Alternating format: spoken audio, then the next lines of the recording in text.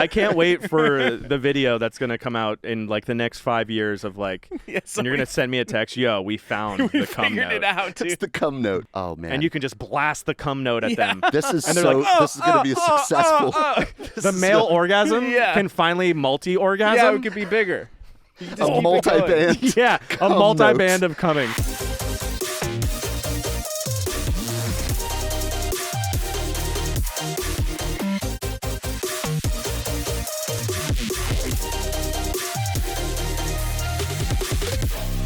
Welcome back to the Excellent Show.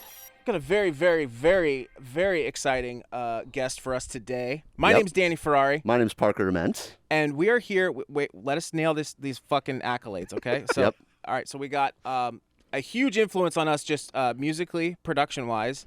I think just overall, just brand, personality-wise, creatively-wise. Super creative Super guy. creative outside of music. That's right. Take it all. Yep. Has had collabs with some of the biggest names in pop and EDM. Skrillex. Diplo, DJ Snake, best friends with Diplo, Yep. apparently. Well, yet to be determined. Pretty, We'll see if that's true or not. pretty much everybody in E EDM. Everybody in EDM. An Yep. OG, a legend. You've been around for a very, very long time. Not to mention other accolades. You want to hit the other ones that we've been practicing. An amazing choreographer. Great choreographer. Male sex icon. Thank you. Clearly. Director. Yes, you did. Yeah. You did direct. Did you direct something? Yeah, I think so. Okay. Grammy nominated. That's Grammy true. nominated. Actor. Actor. Oh, Writer. yeah, I did do that. You write stuff. You act. Podcast co-host. Yeah, I did that. Yeah. Best boy grip. I did. Yeah, The guy with the tape. back in the day. Yeah. Yeah. And I think that's Dillon fucking Francis, Dillon. everybody. Let's go. Thank you guys. Finally. Love it. Thank you so much for coming, Dillon. We Yeah. are. You have, I know it's overdue because I messed up last time because I got COVID. Yeah, it's really fucked up of you, dude. I know. You fucking dick. It was not cool. Yeah, but I'm here. How do you get COVID in this day and age now? Yeah. It's You kind know? of just like a present that someone drops off at your door and they're like, "Here you go," Here's a and wonderful that's it. gift. Oh, amazing timing. So, Yeah. So for us, we're super excited to have you here. A lot of people don't know this, but like for us, you were one of the first people to actually give like support to Excellent Sound. Yeah. At least when we were looking, you know, Yeah. because you'd look at when you first started business or whatever, you look at the names and we'd see your name and we'd be like, is this really Dillon? Like I Yeah. don't know if this is true. I don't know. And then I remember like, this is kind of fun. This is kind of fucked up, but I'm just Yeah. gonna tell you. I remember I had known somebody that had known you or something, and I was just like, "Hey, is this Dillon's like phone number?" And they're like, Just for verifying. "Yeah," and I was like, "Okay." Like I was like, "All right." Like I wouldn't like share that obviously, but I was just like, "Fuck yeah!" Like Dillon bought one of our packs. Like this is fucking insane. And then yeah. in the very, very early days. So to us, obviously, we've been a huge fan of you for a very, very Dude, long thank time you. in your production. And of course, I'm a huge fan as well. Thank you. I've been using your packs forever. that's awesome. So Amazing. But also, Thank you. it's kind of crazy to find out that it's Excellent Sound. I always just said XLNT. Really? Yeah. I like that. Wow. I don't know why, I'm not mad at That's that. a first. but now actually. I'm like, I'm stupid. It's better It makes than so much silent. sense. Yeah, some people say Like Xylence. Mastercraft. Yeah. Oh yeah, exactly. Mastercraft. Yeah. Dubs. I used to think it was Mastercraft. You know, Mr. MSTR. Craft. It's KRT. Oh yeah. So we're just like for us, this is a big deal. I mean, we've been Dude, talking to hell you for a yeah. while, so thank you so much. We have so much in common with you. Yeah, we do. So much like respect for you, admiration. Thank We want to talk about your production. We want to talk about all the other stuff you do outside of music, dude, because you do so much cool shit, bro. Yeah. And I think just like off the bat, like I kind of want to, one thing that I think is really interesting that I had learned about you that was super inspiring to me as an up-and-coming producer when I first started was I had heard a story that you had made a deal with your parents or something. Like, Yeah. I don't know if it was like, if you could tell a story if you want, but it was like out of college and you like made a deal to where you would stay in the guest house for a year and just work on music. Can you Yes. tell that No, story? I wanted to see if it like got messed up through the grapevine, but that's exactly it. Like what happened was I had gone to SMC and I did one semester there and it sucked. I hated it. I hate school. Yeah, I hate fuck it. school. Yeah. It sucks. I just terrible. am not the person that can sit through the classes and like I just have my ADD is horrible. Yeah. So I remember I went to Subway and I got a cookie and I was like, all right. And I just basically dropped out of every class for the second semester. Mm-hmm. And I was like, all right, I'm going to eat this cookie and I'm going to call my dad and I'm going to tell him I'm not going back to school. And So you I remembered quit before you called him. Yeah. Oh my god. Yeah, I didn't call okay. him. I was like, I need to just Ballsy. do it because then maybe if he does make me go back, I have a semester off. Nice. So I called him and I was like, Dad, I'm not like, I was trying to be like a man boy, Right. just Yeah. like I'm standing up to my dad. So I was like, I'm not going back to school. I'm done. I hate it, and that's it. And he was like, all right, cool. Like I don't care. You just have to figure out how to make money, and Wow. that's it. So Whoa. I was like, yeah, well, I'm gonna go and work for this. I was doing like photo assistant work at the time, and so I think I just I did that for maybe a couple months, and then my friend Eamon, when we were driving in his car to like any of the clubs that we were going to, because I think it was like the heyday of which you guys are right.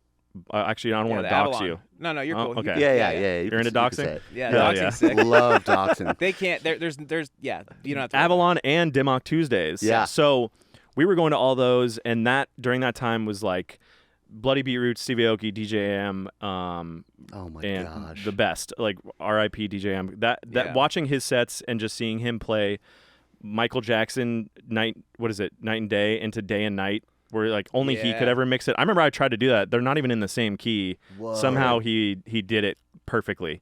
But during that time, that's where I started really getting into the music, and I was listening to a lot of rock and like metal music at the time. And when I heard Bloody Beetroot's Seek and Destroy remix, that's where I was like, holy shit, this just took my angst of like going to shows and trying to crowd kill to like a whole new level. Wow. And I loved it. And then Rusko, Woo Boost, that was the song where I was Yes. like, I want to make that noise. And I Wow. remember I watched so many videos. There's this one video of him at his computer making like, I think it's Rats in the Kitchen. I think it's just called Rats. I think that's the song name. But he's sitting on his computer, and I just remember him being like, which is funny because I feel like this is like the same story for you of me saying that I took a year off to be in the back house. Rusko's was like, yeah, man, if you want to make, good dubstep music, just like have a really sugary drink, and so you can sit at your computer for hours on end. And I would always make the most sugary coffee and sit in front of my computer So you for took hours that on to end. heart. Oh yeah, full on. He was in his attic, right? Or Yeah, something? yeah. I remember those videos, dude. And he was like, yeah, just have a riser going 8 bars and have a down sweep going 8 bars and then have a riser again 8 bars. And he just showed how he was making music. And I remember just watching that, and I was like, all right, I'm going to make music exactly like that. Wow. But that's kind of a tangent off. But so from hearing Woo Boost, my friend Corey Nita, who he actually lived, I think, with my friend over in the building that's over here. Yeah. And he was making music in Atlanta. So I had $500 in my bank account, and I bought a ticket to Atlanta because I asked him if I could intern for him, and he was like, yeah, if you update my MySpace and like do whatever I tell you to do. Sick deal. Cool. And I lived on his kitchen floor on a blow-up mattress, and I was there for like 3 months. And after sessions in the day, he would like sit down. Shout out to him, because I don't know many people that would do this, but he was like, what do you want to learn? What do you want to know? Wow. How do you make this? Here's how you make this. And it was Vengeance. We were using Vengeance at the time. Yes. And it was that fucking green and silver synth. And he was like, this is how synthesis works. And this is how you can make a noise out of anything. And I basically just was learning from him for 3 months. And then I moved back to LA, and that's where I talked to my dad, and I was like, hey, look, I know Europeans take a year off to figure out their life. Like, let me take a year off from school and work on this music thing. I think I can really do it. And if nothing happens, then I will go back to SMC. I'll do my general ed stuff, and I'll go to UCLA like you want me to, Wow. or USC, and I'll just do whatever you want me to do. But let me just do this. And he was like, cool, you have to pay me $500 a month. Damn. But that money will go back to you when you need to go buy a place. And That's awesome. And that's it. What a solid dad. Yeah. That's Good. super cool. Especially, the music I was making was horrible. Also, dance music was not really like, I think it wasn't as prevalent as it is. It definitely was not prevalent as it is now on Right. radio. Yeah. Like, pop music was very much pop music, not, now you can hear a dance track that's a pop song. Right. So when I was making dubstep, that was very funny. For my mom would come out and be like, "Shut the fuck up! Shut the fuck up!" Just pterodactyl noises coming out of the back. But this is before, like, was this because I feel like you kind of blew up at the same time as like the big explosion of everything. Yeah. Like to me, like 2012 was like the year of like a lot of people coming out. You got Skrillex, you get Deadmau5, at least to like the popular America scene. I'll never forget Deadmau5 just saying that he got really lucky of like just timing of everything for him, and I feel like that's exactly what happened for me. Like, I was going through Hype Machine at the time and really focusing on that. I was on SoundCloud when SoundCloud was the place before Spotify or anything like that. I was in LA when LA was like becoming the epicenter of all like American dance artists. Everyone was living here in downtown at the Haas building, or like basically on 7th and Main or whatever it is. I forgot what the streets are.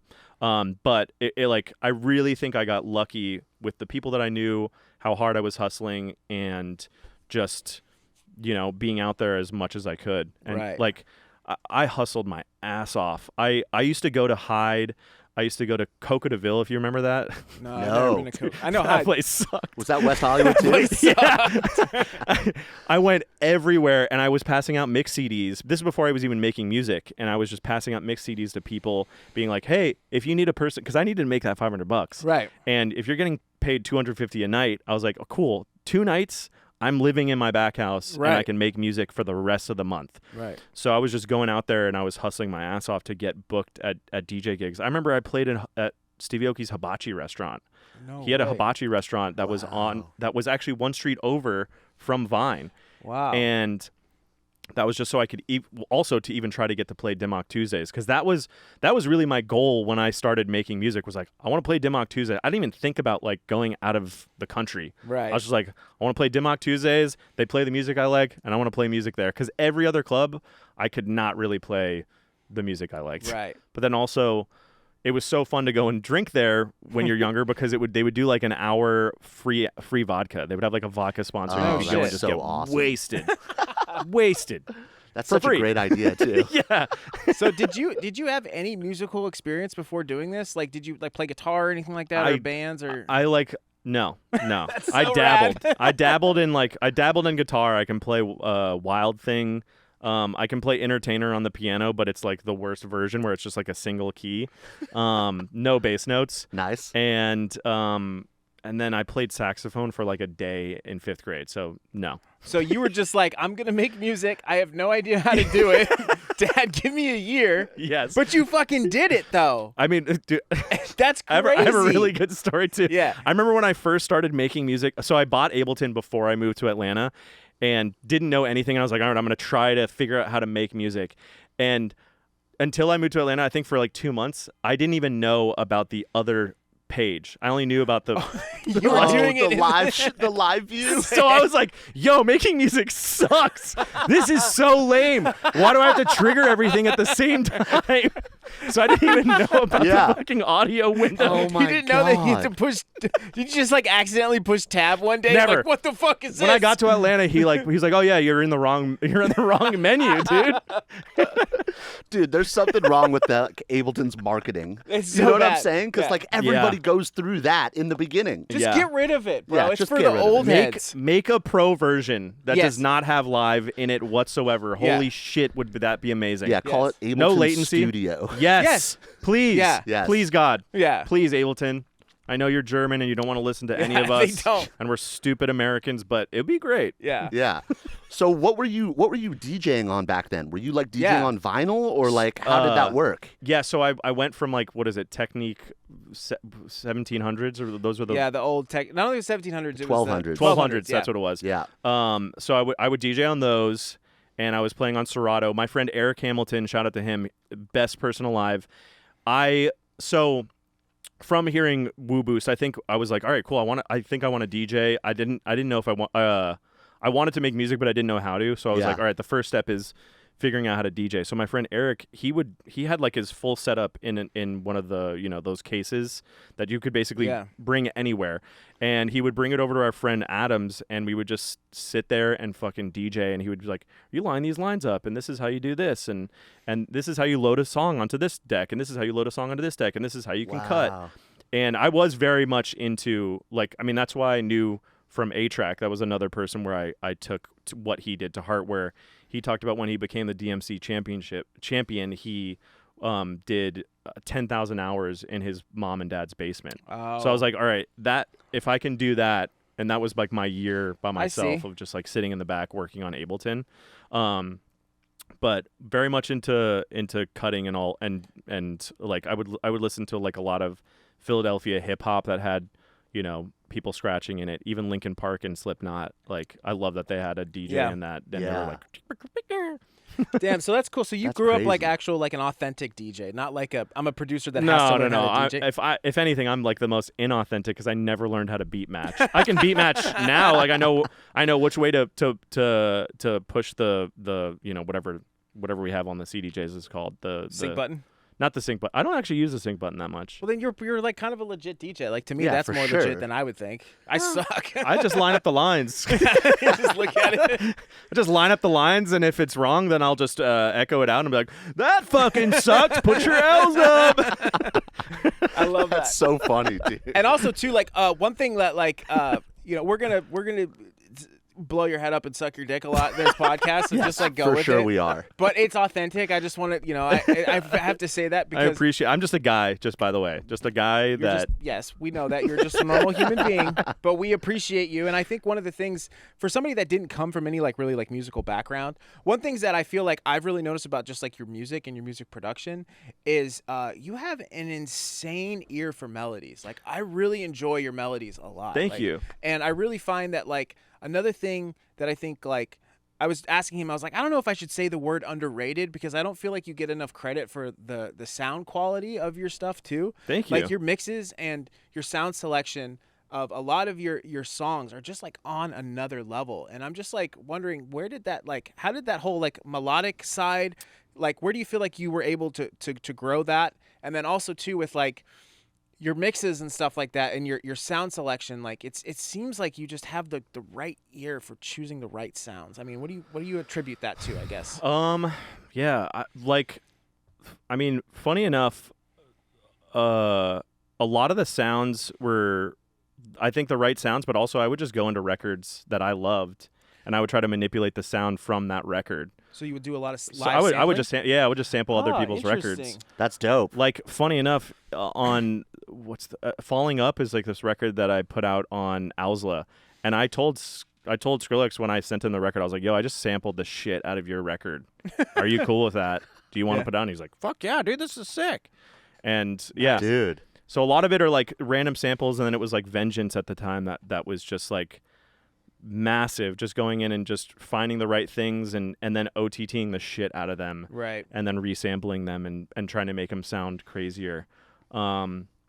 And then also the main thing that I remember when I went to Amsterdam and I was working with Martin Garrix on Set Me Free, and on his master was Isotope 5 House Basic Master. And yo, I rode that thing so fucking hard. Wow. It was incredible. It was just that. Was that the green one? That was the green one, Isotope 5. And it just made everything. And at the time, and when you were making music during that time, I feel like everything was super reverby. Like, everything now is very, like... It's a lot drier. Super dry, very, very small rooms. Yeah. And at that time, Isotope 5 for that was, like, incredible to get the reverbs to just throw so amazingly. With the OTT, it would just bounce so hard in the mix. So there was that. And then what was the other question? I was just asking about your melody. Melody. Oh, okay. Melody, yeah. I really don't know where that came from. Like, I mean, for sure, working with Corey, like, as I was watching him, he's incredible. Just an incredible producer. He goes by Corey Enemy. His real name's Corey Nita. We know Corey. And Corey's incredible. He's the one that taught me how to make music. Oh, that's crazy. Awesome. Yeah. And he is melodically just fucking incredible. So I think a lot of it comes from him. Yeah. But yeah, I remember when I was making I Don't Give a Fuck or Shit, and Love that song, by the way. Thank you. And name. Sorry, proceed. I like how you didn't even Just- use yeah, the yeah. letters. You just went for it. I mean, that's what it's called. Yeah. I don't even know how to say. Like, my friend was the one that said the I can't speak the acronym correctly. Which is ID Gaffos, I guess. But I remember sitting in my. I'll remember this so vividly.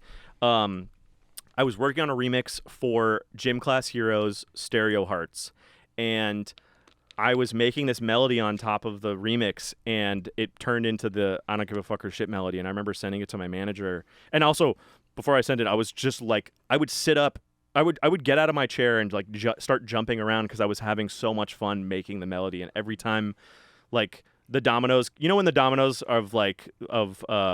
what is it called? Where you're just in flow. Yeah. When it sure. just starts, Flow everything state. just starts Oh, yeah. going, and you're like, okay, it's happening. Like every MIDI note just started clicking in, and then I finished it, and I was like, okay, this is done. This is my perfect melody for Wow. this. And I remember sending it to my manager and be like, hey, I made this for the remix, but I feel like it's too good. And he was like, yeah, definitely too good. Do not put that on the remix. Wow. And so then that ended up becoming I Don't Give a Fuck or Shit. That's so awesome. So you kept the melody, and then you just built the track around that melody. Yeah. That's so sick. Seems like a lot of your it's just like from what I'm hearing is a lot of the skill that you gained in production came from mentors. Like it Yeah. seems like you're a big All mentor mentors. person. Kill the Noise. I remember when I was making the song with him, like just learning. Yeah. Legit, all of my production techniques are all from friends that I've worked with. That's awesome. Yeah. And That's so awesome. And another thing too that we've noticed, and I don't know if this has to do with like you like giving back or something, but your finger is always on the pulse of new artists. Like you're always like, I remember the second I hear about an artist that's coming up, next thing I know I see them on your story. Yes. You're really, really good about that, Yes. and I think Thank you. that's really smart because you're trying to learn from the new people, but also you're also kind of like a co-signer. Yeah. You know what I mean? So like, are you like yourself? Like, do you find yourself like wanting to also mentor, or are you just more or less like just looking to learn? I'm always down. Yeah. I mean, getting in the studio with like any younger producer, I always just show them what I was doing, and then vice versa. Yeah. And it is so fun because I think a lot of producers, they build up stuff in their head, like unless you're Virtual Riot, Yeah. like who's just Yeah. like insane. A computer. Just he's a computer man. Yeah. Incredible producer. But like I feel like a lot of the veil that gets pulled away when you meet somebody and you're like, oh yeah, this sound that was this. Right. Like I remember when I heard Harlem Shake and he was like, oh yeah, this is from like an old. I'm not gonna say it's from an old record. Right. It's a sample from an old record. Right. And you're like, what? And it's funny because I was doing that too, but you just don't think that other people are doing it the same way that you're doing it. Right. That's so funny that you wouldn't say what record it is because he makes so much content about sampling other people who samples He what. can say, I don't want to. Yeah, maybe no, he's that's like, cool. I don't No, know. that's smart. It's really cool. It's really cool. The pieces are starting to come together, I think, a little bit more Yeah. just on who you are as a producer, just understanding. I listen that- to. I also think that I got a lot of like the reason I love sampling is I love '90s hip hop. Yeah. I loved finding out that records were sampled and how they sampled them. So I think that's another part of where I grew up and why like I think that that's such a lost art. I mean I think a lot of more people are doing it now. Like Noctu samples the shit out of everything and I love it. He's so sick. So He's sick. a really good producer. Incredible. That Talk kid about is melodies, man. He's really good at melodies. He reminds me of me. I've told him that so many times where I'm like, dude, just keep doing your thing. You're Nice. fucking, The track buttons, dude. Oh, the thank you. melodies all over that, like it gets stuck in your head. Yes. And it's like I can only imagine like both of you guys in the studio, like, let's make the catchiest melody ever. We tried our best. Yeah. I think we did Great a song. decent job. Yeah. Yeah, no, I love that track. It's Thank awesome. you. Yeah. Appreciate it. I think another one too, just like off the top of my head that we've been wanting to talk to you about is that there's you have a lot of like classics, you know what I mean? Like you have a lot of songs that I could put on now that might have been an older song from a few years ago, and it seems like you have a big collection of those, which is awesome. I think any producer hopes to have at least one of those, and it seems like you have a handful of them. One of those that I feel like that was like a really big song for me when I was getting better at producing was Need You, the song you did with Nightmare. And the quality in that song of the sound selection is incredible, man. Thank you. What you guys did in that song, and I'm just so curious. I don't know if I've ever The heard random you talk. fucking it is my favorite, and it's from I think it's from a Vengeance pack. It is? Yeah, and it's Really? just like the last phrase of something, and we put it in there, and we're like, holy fuck, this is so sick. Just like, fuck, Yes. fuck. The way that I always wondered about where, because we tried remaking it. I think we did a couple of remakes on it, but the bass, the main bass that's in there, is that a one shot from like a Vengeance sample? You guys are Like, gonna love this. So, been dying to know what that is because it's so good. one of my favorite producers, Wolfgang Gardner, hit me up. This when the song came out was like, and I forgot how our exchange went, but we were talking about something, and he was like, "Yo, I'll trade you this for however you made the bass sound in Need You," and I was so fucking stoked on that. That's so cool. And all it is it's from Spire. I think it was from some random preset pack that I have. I can't access the file anymore because it's on Spire, like the old version, so it doesn't load up on VST2. But it was just a bass noise that had too much reverb on it. And when I turned off the reverb, it was like it just hit perfect. And any extra processing on it, like OTT? I think it's so fat. OTT huge. and a couple other things. I think I used Ableton's normal reverb instead of the one in the actual in the program, and I think there was what is it? It's like there's a phaser on the effects part, I think. Yeah. And I think the phaser is on, and it has this really weird noise that you can actually hear in it that I hate, but without the phaser, it really didn't make the sound hit as hard. Did you try resampling it and cutting part of it? Was it like a tail artifact from it, or was it just in the actual? I think at that time I was not. I loved just leaving the VST on and not sampling it because I always got scared. Because I think Ableton's one of the worst programs ever because it doesn't have a collect all and save when you save. Yeah, it's so annoying. And that's why I always get so scared that I was going to save it, collect all and save on a file where it was going to just be the one without the VST in it. Oh. Interesting. And yeah. Well, now I don't even have the VST, so fuck. That's so cool. I mean, I still have Spire, but I can't access that old one. That's like the sound selection stuff that I'm talking about. It's just like that bass just fits so perfect in the pocket. Yeah, for sure. We were so the first bass is Nightmare made that one though. You could tell who made what too in that song. That's what I love about it too. Yeah. And then I was the one that did that bass, the fuck, and then the random other weird noises. And then we both did the chords that go in that section. And then I did the lead melody. And then the second drop I think was mostly all mine, and it was all stuff on Inspire. And Spires are great. Like I feel like it's such a slept-on VST. It is. Yeah. It's like an old school synth, right? Yeah. I mean, I don't hear anybody talking about it except for like hip hop producers. No, and this Julian Jordan, who I've been working with, he loves Spire. Really? And he was the one that made me be like, wait, yeah, I fucking forgot about this synth. Like, why am I not using it more? It doesn't sound like a lot of the other stuff that's out there. Like I think sometimes you can really tell when someone's using, Serum because the metallic reverb in that. Yeah. And then with Diva as well. But yeah. Yeah, a lot of the songs from that era too, I think even a little bit before, was a lot of Spire, because I remember when I was in Icon, and right before Icon, a lot of people were talking about Spire, but Jaws, Feel the Volume, remember he was telling us that I believe one of the wubs in Feel the Volume is from a Spire preset too. So there's like a lot of... See, that's amazing. Sorry, I'm asking like all the cool questions. No, it's I know okay. you have a bunch too, but I was like, I gotta get these in. No, it's funny that we're talking about Spire because I was so scared to use Spire when I first started producing. I was like, oh, this is way too complicated. Really? I'm so scared. Yeah, I was like more of like the Silent. I loved Silent. And like I would just go through the presets and like Silent. I rinsed that synth on every Moombahton project ever. Yeah. There's a lot of texture in certain like you can't get that same texture in Serum. If you want to make like a nice sexy lead in Serum, you could do it, but it's not going to have the same texture as Silent. Dude, the bit crusher on that, and what is it? Like the fold back, incredible. The distortion or whatever. Yeah, the distortion unit in that, I fucking love it. And then also just the way that you can like pitch bend some of the sounds.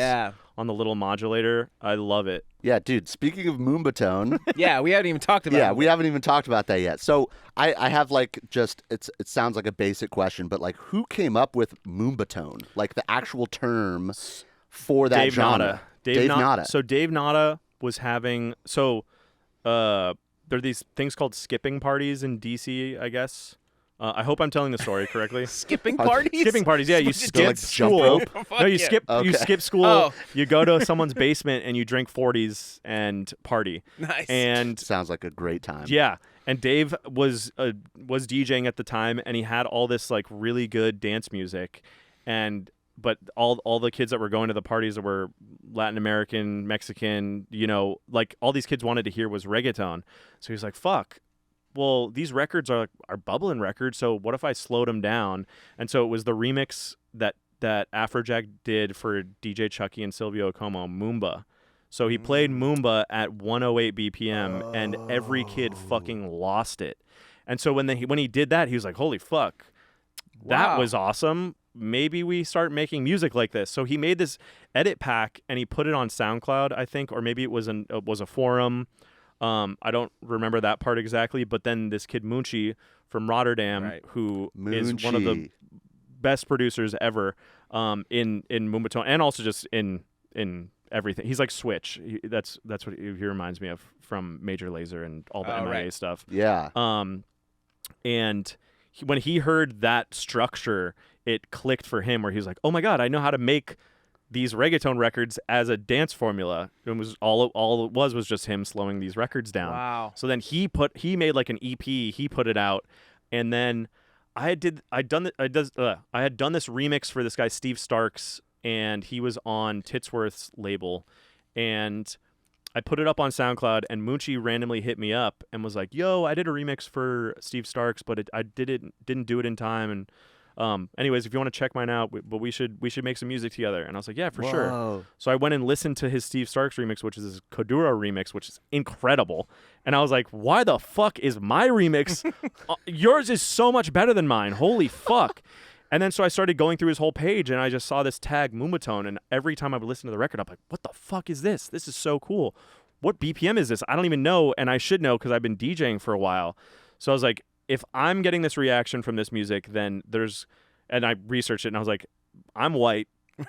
And if I like this a lot, and I grew up in LA, I listened to reggaeton. It never really, it was cool, but it never really got to that, where it pushed me over where I'm like, fuck, I love this. Yeah. Right. And that was where it pushed me over, where I was like, okay, I'm a white dude. If I really like this, then a lot more white people that don't Sure. listen to reggaeton could definitely listen to this and be like, wow, this is the bridge to me really liking Wow. this. So then that's where I was like, all right, I'm going to go make this. And funny enough, so when I was talking about my friend Ruckus, there was a song Master Blaster that was at 130 BPM. And in the car, I ended up slowing it down, bouncing it from Ableton, and labeling it just like ID. I don't even think I labeled it ID. I think it was just I think I labeled it Master Blaster with no artist name. Yeah. And I gave him a pack of stuff that he could play that night. And so he was going through it in the car on Serato, and he played Master Blaster, and he goes, "Whoa, what the fuck is this? Holy shit." And I was like, "Oh yeah, you like that record?" And he's like, "Yeah, what genre is it?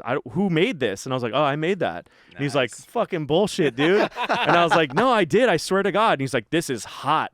That night when we got to the hotel before the show, I uploaded it to SoundCloud because I was like, all right, there's something here. Wow. I'd been making shitty dubstep, trying to be Flux Pavilion and Dr. P forever. Yeah. And I was like, okay, I think this can finally work for me. So I put it up, and Munchie hit me up. I was like, yo, bro, this record's crazy. What the fuck? And it kind of started blowing up. And so my manager at the time, Stretch Armstrong, I hit him up, and I was like, look, I will never ask you to do this for me, but this record, I feel like people are reacting to it. Will you send this to Diplo for me? Because I knew that him and Diplo were friends. And he's like, yeah, I got you. And I was like, I heard that Diplo loves this genre right now, and he's kind of looking for stuff like this. Sent it to him. I think the next day he was like, yo, he liked the record, and he thinks it's awesome, and blah, blah, blah. And so I followed him on Twitter immediately, and I was like, heard you like the record, brother. and then he followed me, and we started talking, and then I went and hung out with him, and yeah. That's kind when of you guys That's became crazy. best friends. yeah, that's when we became best friends. So wait, the final Master Blaster was the slowed down version? Yeah. Wow. Wow. So Yeah. what BPM was it at before? It was You at said it was 130. 130. Yeah, because I think a lot of the dance music at the time, like Crookers and Bloody Beetroots, it was all like in that 130, 132 Yeah. region. And like to go back to where I was still in the back house, Major Lazer, like a year had passed by and I was about to get kicked out because it wasn't working out. Time's up. And I had made this record with this guy DJ Emo, who was working with a bunch of my friends, and he was actually working with the Black Eyed Peas, funny enough, and he was producing with them, but he had his like DJ side project, and we had made this record West Side. And West Side, he sent, I think he had the connection with other people more so than I did, and he sent it to somebody, and somehow it got to Major Lazer, and they opened Coachella with it. And so that was my like, Dad, it's like sort of working. And he let me chill a little bit longer. And then, because Diplo was in a Blueberry. He was in a BlackBerry commercial at the time. So I was like, hey, Mom, Dad, Major Lazer, who's Diplo? Played the record. And my mom was like, oh, yeah, the guy from I always thought that you guys like just have a similar vibe. So that kind of like, we're like, all right. That was like, okay, cool. He's in TV, so it must be working. Quick break from the pod. I just wanted to share with you that we have an exclusive link in our description containing hundreds of the most accurate remakes in the EDM industry. That's right. I said it. Not only that, we have organized folders containing hundreds of Ableton racks and Serum presets ready to be thrown into your project. This might be too big of a secret to share with your friends, so let's keep it between us girls. You're probably thinking that it's going to cost you hundreds of dollars to get these exclusive sounds, but you'll be pleasantly surprised to see how affordable it actually is. Hope you got a big enough hard drive. Check the link in the description called Producer Vault, and let's get you back into the episode. So do you feel like Moomba was the thing that sort of broke you out as an artist? For sure. And then yeah, immediately. And then I was just like, all right, I found the recipe. I'm just gonna do it as much as possible. Right. And that's all I was doing every day. I was just waking up, making more records. Some of them sucked, some of them were good, and yeah. Dude, that's awesome because Yeah. I think you like also expanded out into other genres beyond that. You didn't, but also you still keep your roots. Like I know for some of like the old fans too, especially. Like, Yeah. You still will do like a Moomba track every now and again. It's awesome. But it's funny because, dude, my roots are in making shit music. Okay? I always think it's so funny that they're like, go back to your roots. I'm like, dude, if you listen to the My Love and real Marriage roots, remix, yeah. that was a B-more remix that I did, you'd be fucking out of here. That's so funny, dude. Sorry, you were gonna say something. No, so what I was going to ask was like... Oh, wait. I have a really good...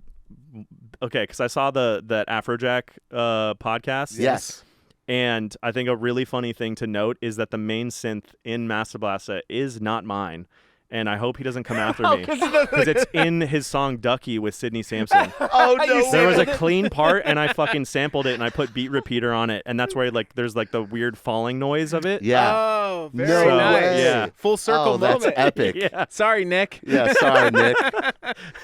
No, but he was telling us about like the effed up camel, Yeah. Yeah. and he wouldn't tell us what it was. So it's like the same thing. Yeah. you I just know? wanted to, now I just doxed myself. I Yeah. love it. I Because love it. remember he was talking about the Fred Again clip went semi-viral. Oh, and then, yeah. And then Deadmau5 was commenting on it. So I think that's like kind of a funny sort of full circle moment. Yeah, 'cause dude, he's he like, was writing paragraphs on yeah, our dude, Instagram Joel was post. going in. He Really? was going Yeah. in about like, and he was like making metaphors and What We was he didn't understand saying? any of it, dude. because he was we didn't even understand any of Yeah, what he was saying. He was going so crazy. He was just basically, well we He was had just- to look up one of the sayings he said because we didn't understand it. But Uh-huh. He was like, don't hate the team, Don't hate what the is- sport. Yeah, Support the team. yeah.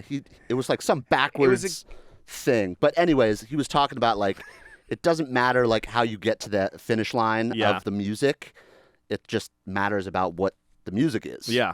So if it's all Absolutely. loops, doesn't matter. Who Yeah. cares as long as it's a good song at the end. For sure. So wait, back to my original question. Yes. So you're making tons of Moombahton, Yeah. okay? Yeah. Like, were you scared to kind of go into other genres after that? Because it feels Yeah. like you just went crazy and you went into all these different genres. I never cared. And it was like, Nice. yeah, it was successful, and it worked. Because I hear so many people now, they're so scared Yeah. to do other genres than what they're known for, or just to be an artist that produces lots of different genres. Like, people are so scared. Yeah. I mean, sometimes I do think it's a bad thing because if you're a fan of mine and you're like, all right, what are we going to get on Spotify today? Right. I don't know. Yeah. It could be a pop song. It could be a fucking dubstep song.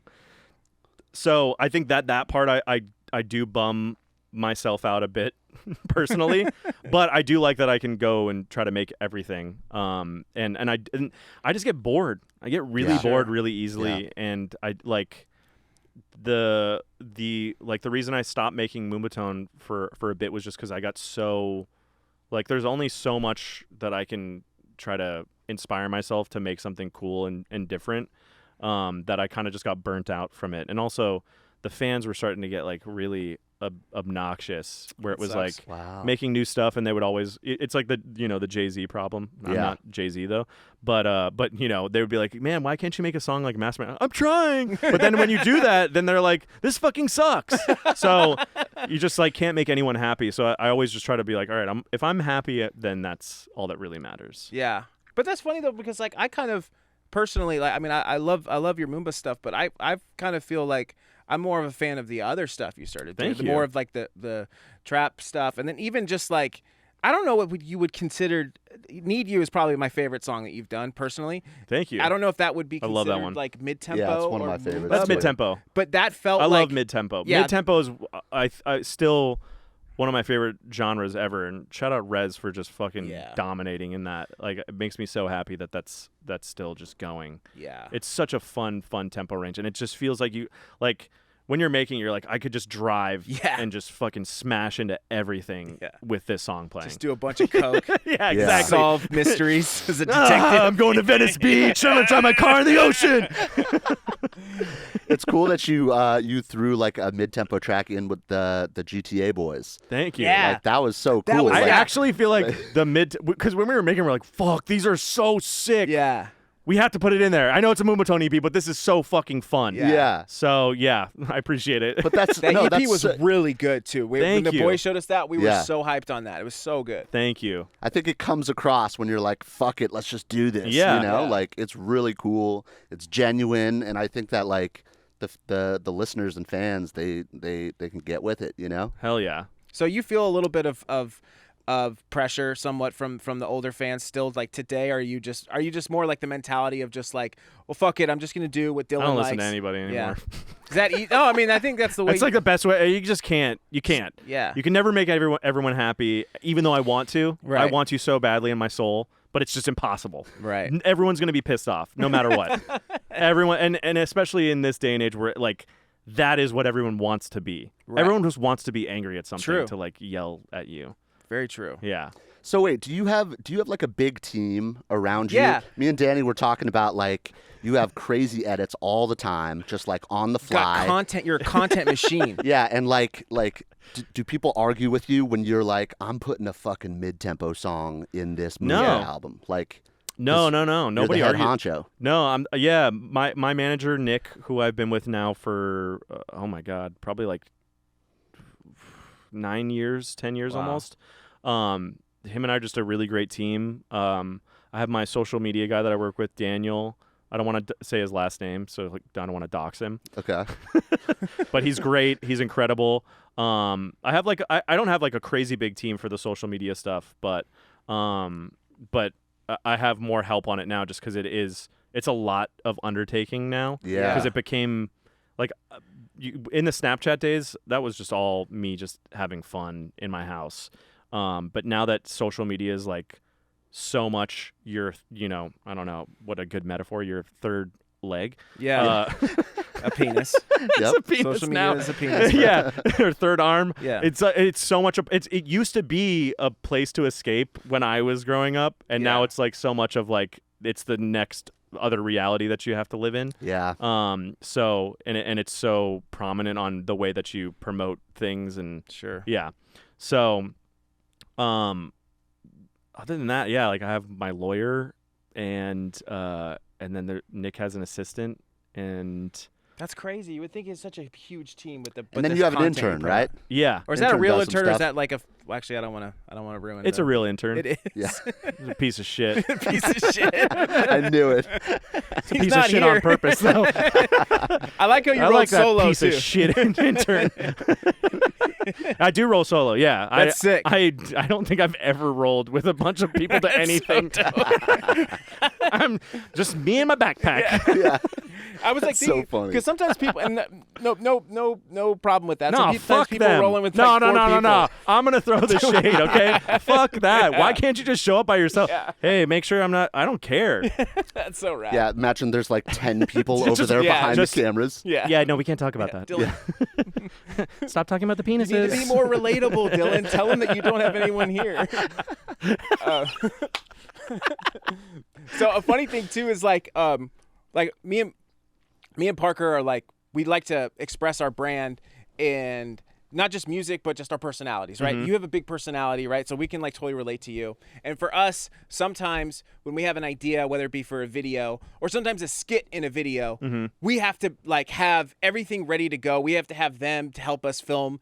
And if they're not there and we're not able to like do the idea immediately, we lose the fun in it. Yeah. So like oh, for yeah, you, that happens. like that's what I'm saying is like the production level of some of your skits are like, this mixtape is fire, bro. Like I'm assuming that most of those ideas just come to you and you have to like act on them, or are you like very planned and methodical about that stuff? The mixtape is fire ones. Those I had hit up my my friend Alina. She's like the creative on Little Big. Yeah. And basically I was like, hey, I have these old style of videos that I did, but I want to do it even crazier with more green screen and blah blah blah. Can we do this together? And it was kind of that was actually finding the right person and then leaving it in their hands. I love finding a person that I know I can fully trust and I don't have to micromanage. Yeah. Like the guy that I work with, Daniel, now for my social media stuff. Like it's so, I get to just be the actor instead of having spontaneous That's so ideas, awesome. and it helps so much because that's what I love doing. But when it becomes that like it's especially with ADD, like it becomes a big burden when you're like, hold on, okay, I want to do this and I'm really excited about it, but wait, how like. Well, wait, hold on. I have to set up the costumes. yeah, and it all just starts piling on top of you. So I don't know if you have. No, yeah, and then That's no, exactly how we bad. feel. Yeah. And then we're not inspired to do the idea. So Yeah. it's like we have to act on the impulse right no, now. it sucks. And Yeah, it's like- afterwards you're like, that sucked. That Yeah. was so stupid. Yeah. I'm a piece of shit. Yes. No, it's totally true. But like having the What a right relief. people in Yeah, place. we're all What a the same. relief. Yeah.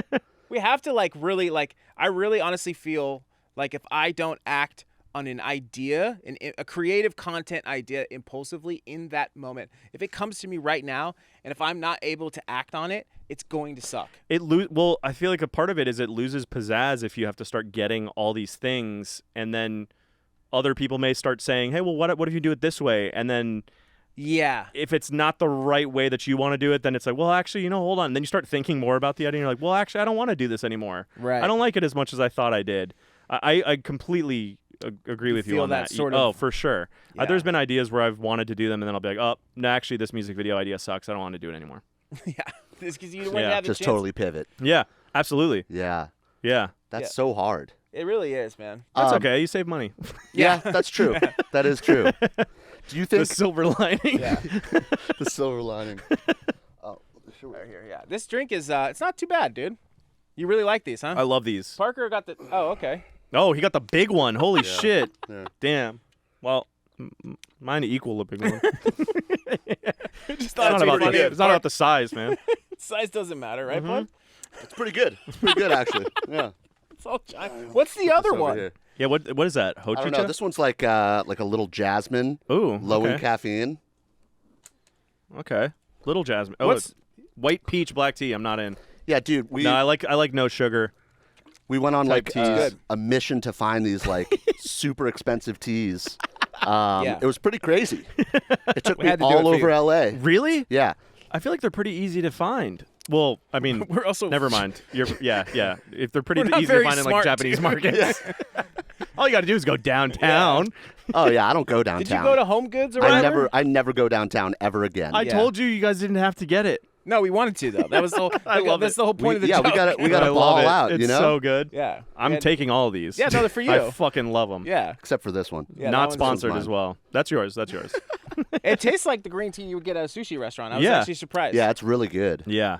It's funny that you say that too, because like a big billboard just went up of Ito and No way. like on Vine. Yeah, That's sick. it's hilarious. I mean, they're huge in, I feel like, in Japan and just like any Japanese market you go in, they have so many different like oolong tea, hojicha, black tea. Like they're the tea people. How do you know about all of this? Yeah. Like, is this like My dad does alternative medicine, so it's like Chinese medicine. But I grew up like on Sawtelle Boulevard is where his office is.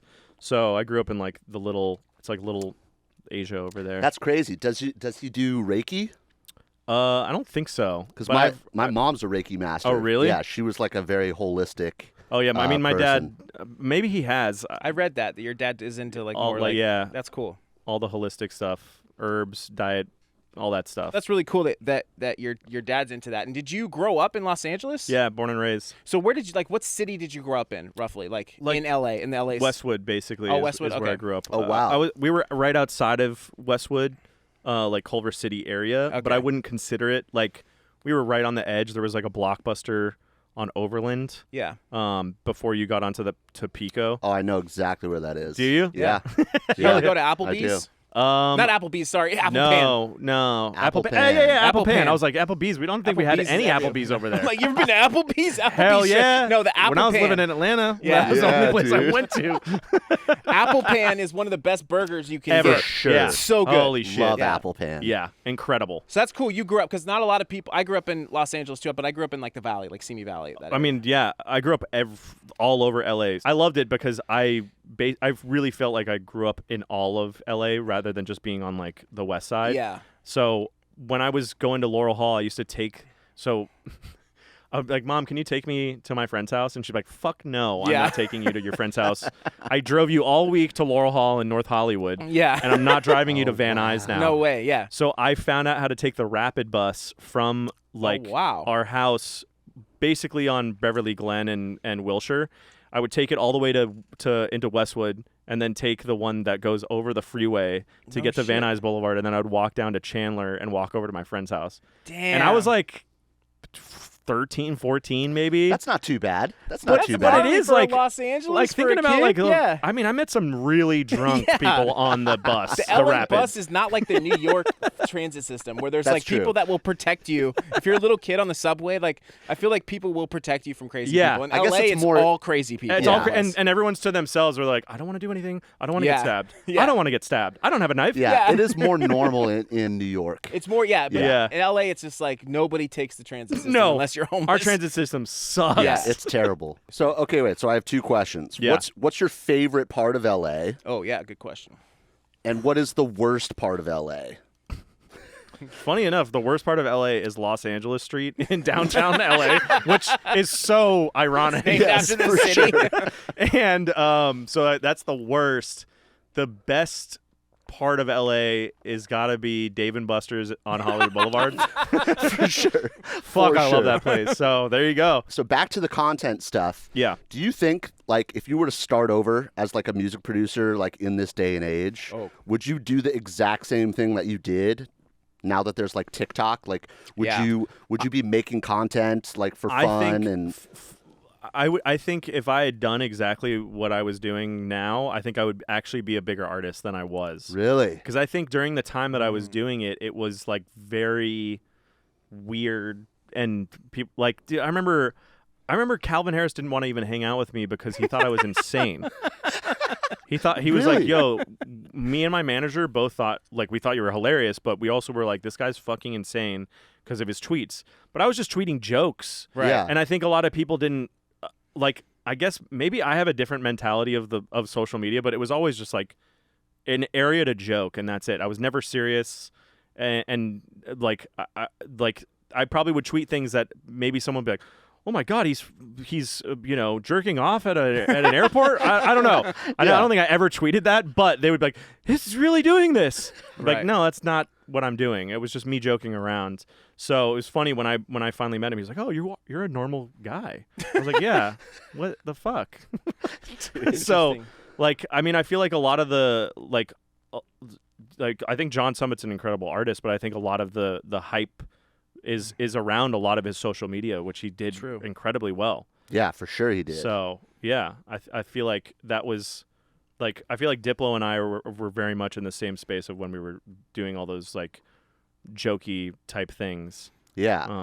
Do you think it's like hard to juggle like the humor and music to be Yeah. like seen as like a serious artist. Because like I know of some artists like back in the day that really struggled with that. They go viral for like a super memey thing. Yeah. And then they actually make really good music, but it's serious music.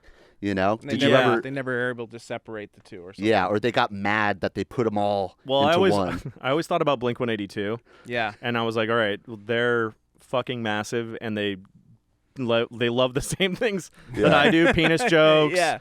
Satan, tattoos, funny songs, Yeah. shit, piss, fuck, cunt, cocksucker, Right. motherfucker. Like, so, no, I never thought. That's awesome. I've So it always never just like bothered great. you of No. being like, no. no one's gonna respect me because I'm just a goofball or No, whatever. let's go back. I only thought I was going to play Dimmock Tuesdays. That's it. Yeah. So anything on top is nice. So did you ever get to do that? Yeah, I did You twice. did? Oh, yeah, that's before it awesome. closed. Thank God. Yeah. That would have Yeah, sucked. yeah, that would have sucked. Do all those headlining gigs, but you Yeah. never got to play Tim Mac. Fuck. Dude, Got to play Coachella and I didn't get to play Dimmock Yeah, I'd be Tuesdays. pissed. I think I only got to go to one of those shows back in the day. Oh, and they it were was the because best. my friend was doing sound for one of the nights, Uh-huh. and he needed my help, like bringing the subs into the stage, Oh my like in God. that front part. Yeah, So you got to Dimmock stay was the dope. rest of it?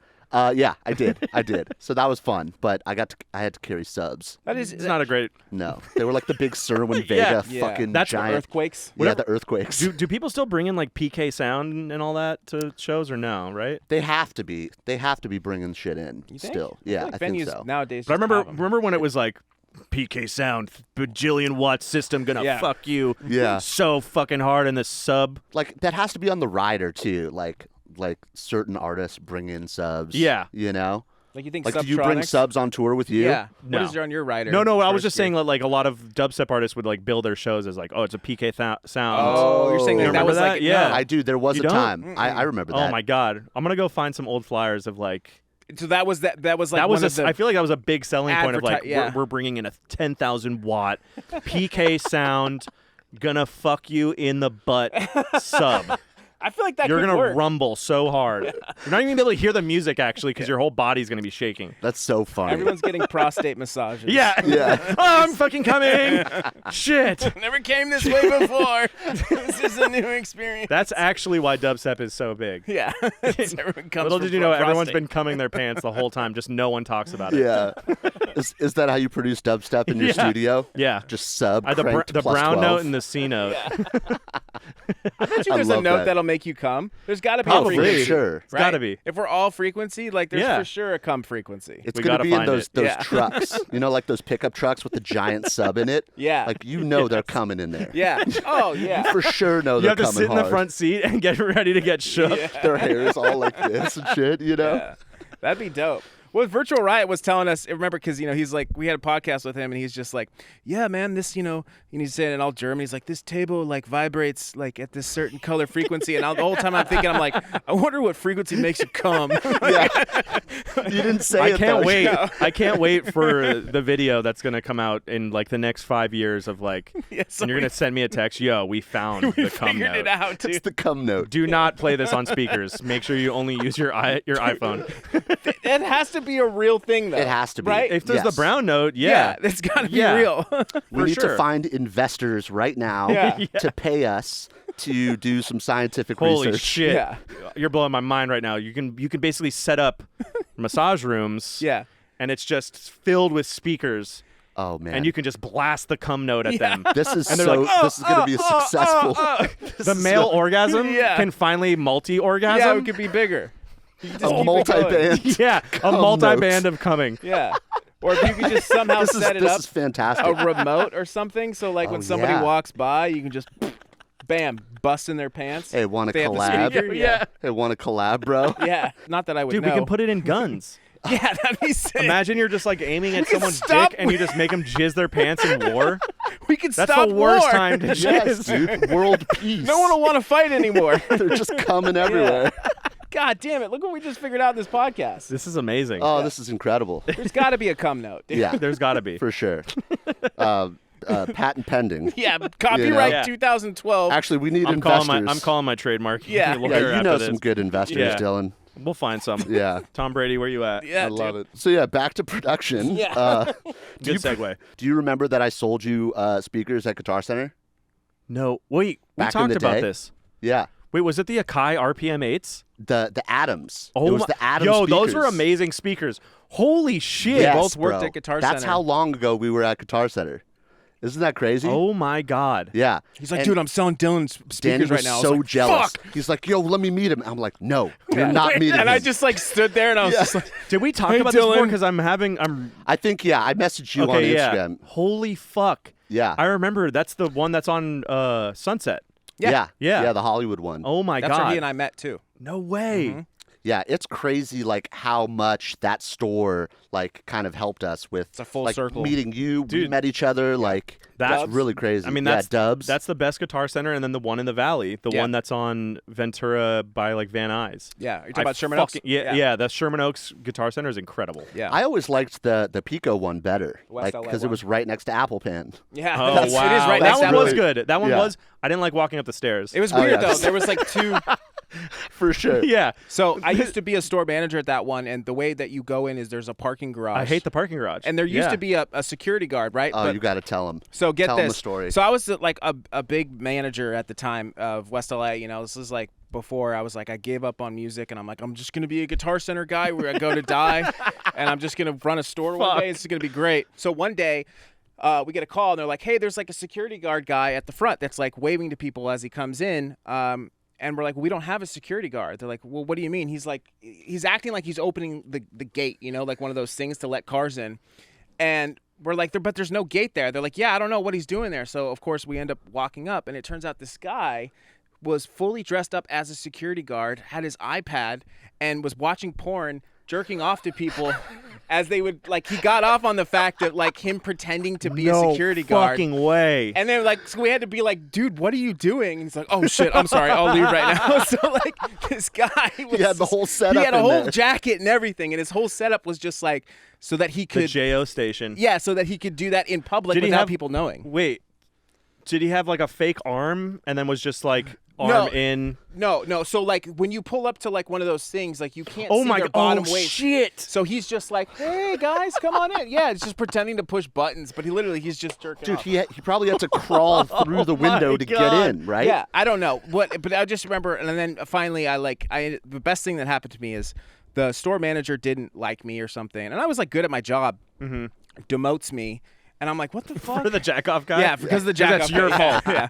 So I end up going, all right, well, fuck this. I go to the Hollywood store, and I go over there, and I meet Parker. And at that point I was like, all right, well, like Parker was actually encouraging me. He's like, dude, your music's really good. And then there was a lot of people like you coming in, the people that I looked up to. Yeah. And I was like, okay, well, maybe there's something here. If I talk to enough people, like maybe Yeah. I'll get a chance to do music full time. And so that kind of led to a full circle moment. And so just like this, Damn. when we talk about like, I remember because you came in and he was helping you. And I remember one time Mark Hoppus came in, and one of my buddies, no idea who Blink was. I was like, bro. He had no idea. I was like shaking. I was like, can I just ring him up real quick, dude? Like, let me just ring him up. Like, he's like, why? And I was like, I don't want any of your deal. Just let me ring him up. I've Like, never seen you like that. I don't Danny. get like starstruck, but there's certain people, like obviously Dude. Blink, you know. I You love were him. shaking, bro. You were I like, was so happy. let me talk to him. Yeah. And then just like, yeah, just getting to see you, it was like another person I was a big fan of, and then Dubs. And I remember we met the Dubs guys, and I remember I was like, yeah, like I make EDM. They're like, cool, let's make music together. And I was like, sick. And I was like, this is it. Yeah. Never got a text, right? Full on, hey guys, good to see you, right? And then years later, Yeah. they end up finding Excellent Sound. They don't remember me at all. Wow. And then we start talking, and then we ended up doing a song together. So it's like there's a lot of That's like incredible. full circle moments. Yeah. Of just I from love Guitar that. Center, So it was cool to be able to see you there. You had helped him. I think you helped him a couple times, no, or just Yeah, once? yeah. I think it was like speakers and a desk. thought he I bought think a you were buying keyboard a or desk something. or something. Probably. I think I bought a keyboard there as well. Yeah. I bought like a Korg something and it sucked. It did. Yeah, I think I brought it back.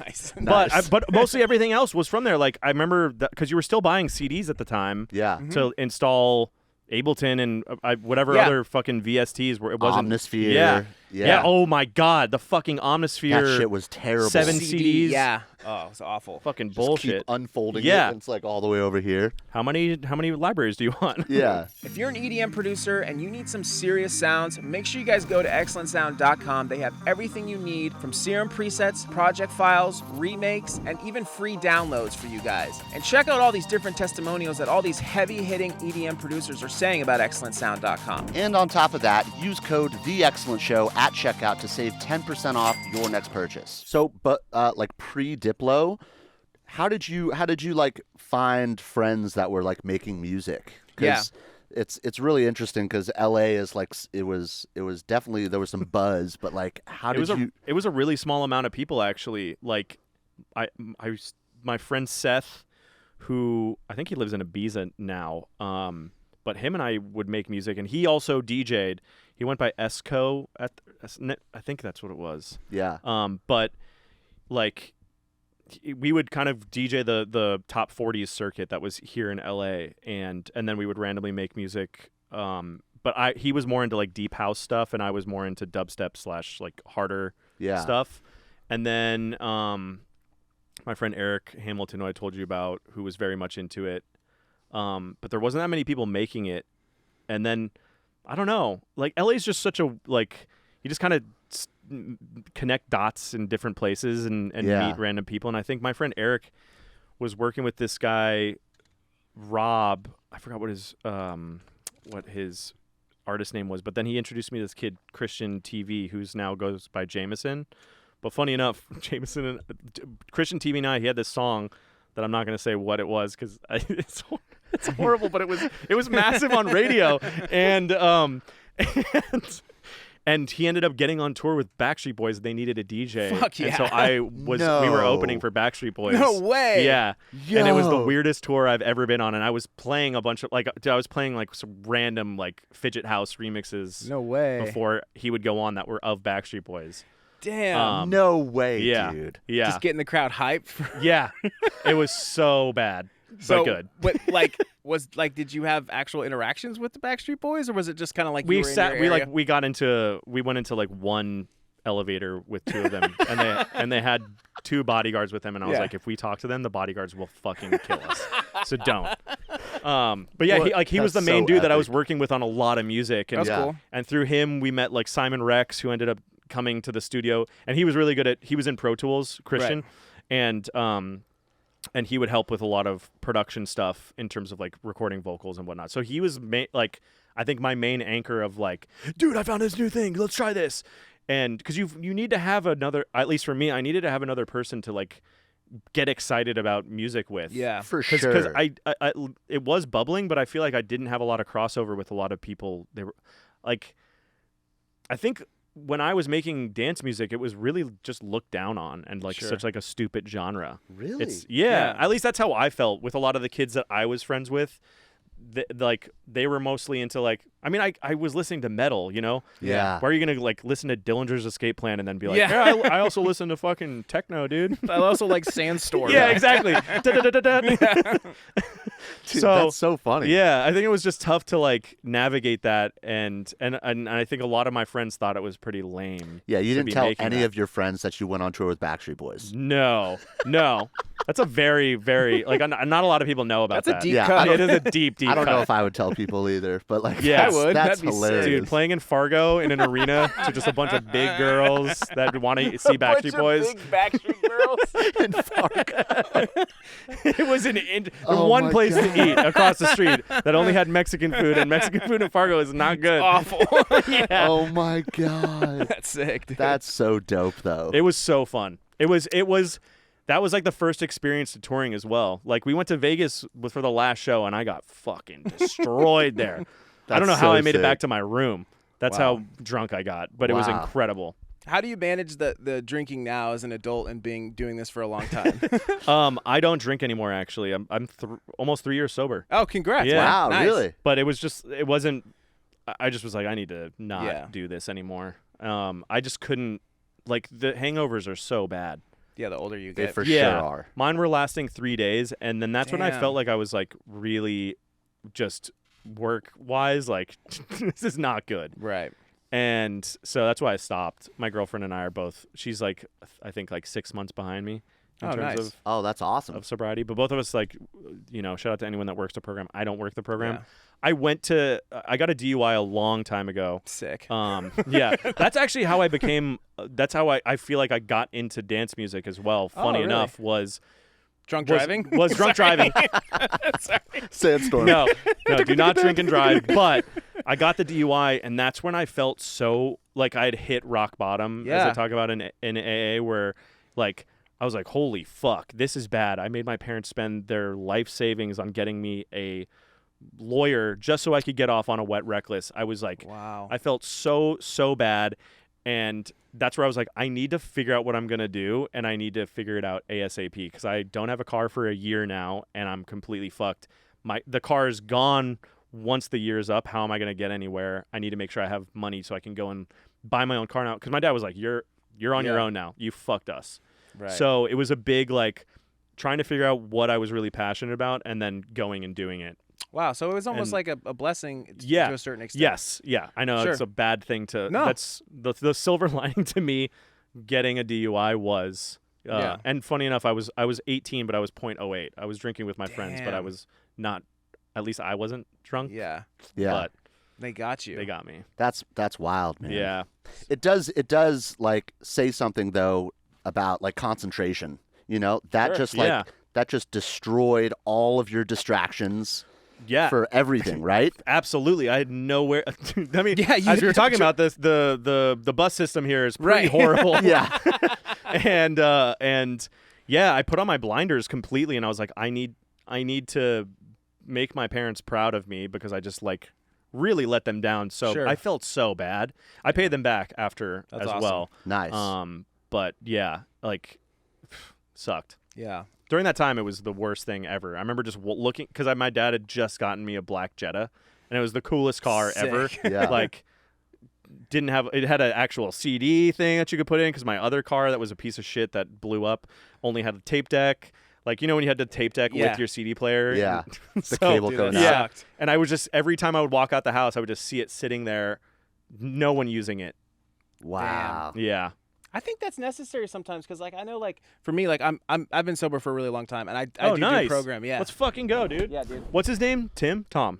Who? Tom. The guy who started, like, Dave. Dave. Is it Dave? What Is are we it Dave? talking about? AA? No, because in AA, No, they're like like, do the- you know? Oh, Bob. You're a friend of Bob. Bill. It's Bob. No, It's you're a Bill. friend of Bill. Okay, it's You're Bill. a friend You're a friend of Bill. That's what it is. Yeah, Okay, so you're a friend of Bill. I did program. I mean, I had like really bad drug problem, like heroin, Oxycontin, all that shit. So like, yeah, I'm so cool. There. But like, I got Horrible. Sorry. That's when I started. Horrible. I love you. Yeah. I started working at when I got like sober. I started working a program, and I started working at Toys R Us. Like that Wow. was like. And then from Toys R Us, I got into Guitar Center. And then from Guitar Center was like, okay, remember I was saying, like, this is as cool as Dude. I could get. The program's amazing. No, yeah, it for sure helped me be driven to do music. And Yeah. I'm saying, like, that was also the same sort of similarity where I can relate, where I was like, You let me hit just rock bottom. focus, Yeah. this on what I actually want to do. Yeah. Another, I mean, now it's the sobriety podcast, but Yeah. my friend Eamon, who drove and basically got me into dance music from playing Bloody Beetroots, Crookers, all that, and then finding Rusco.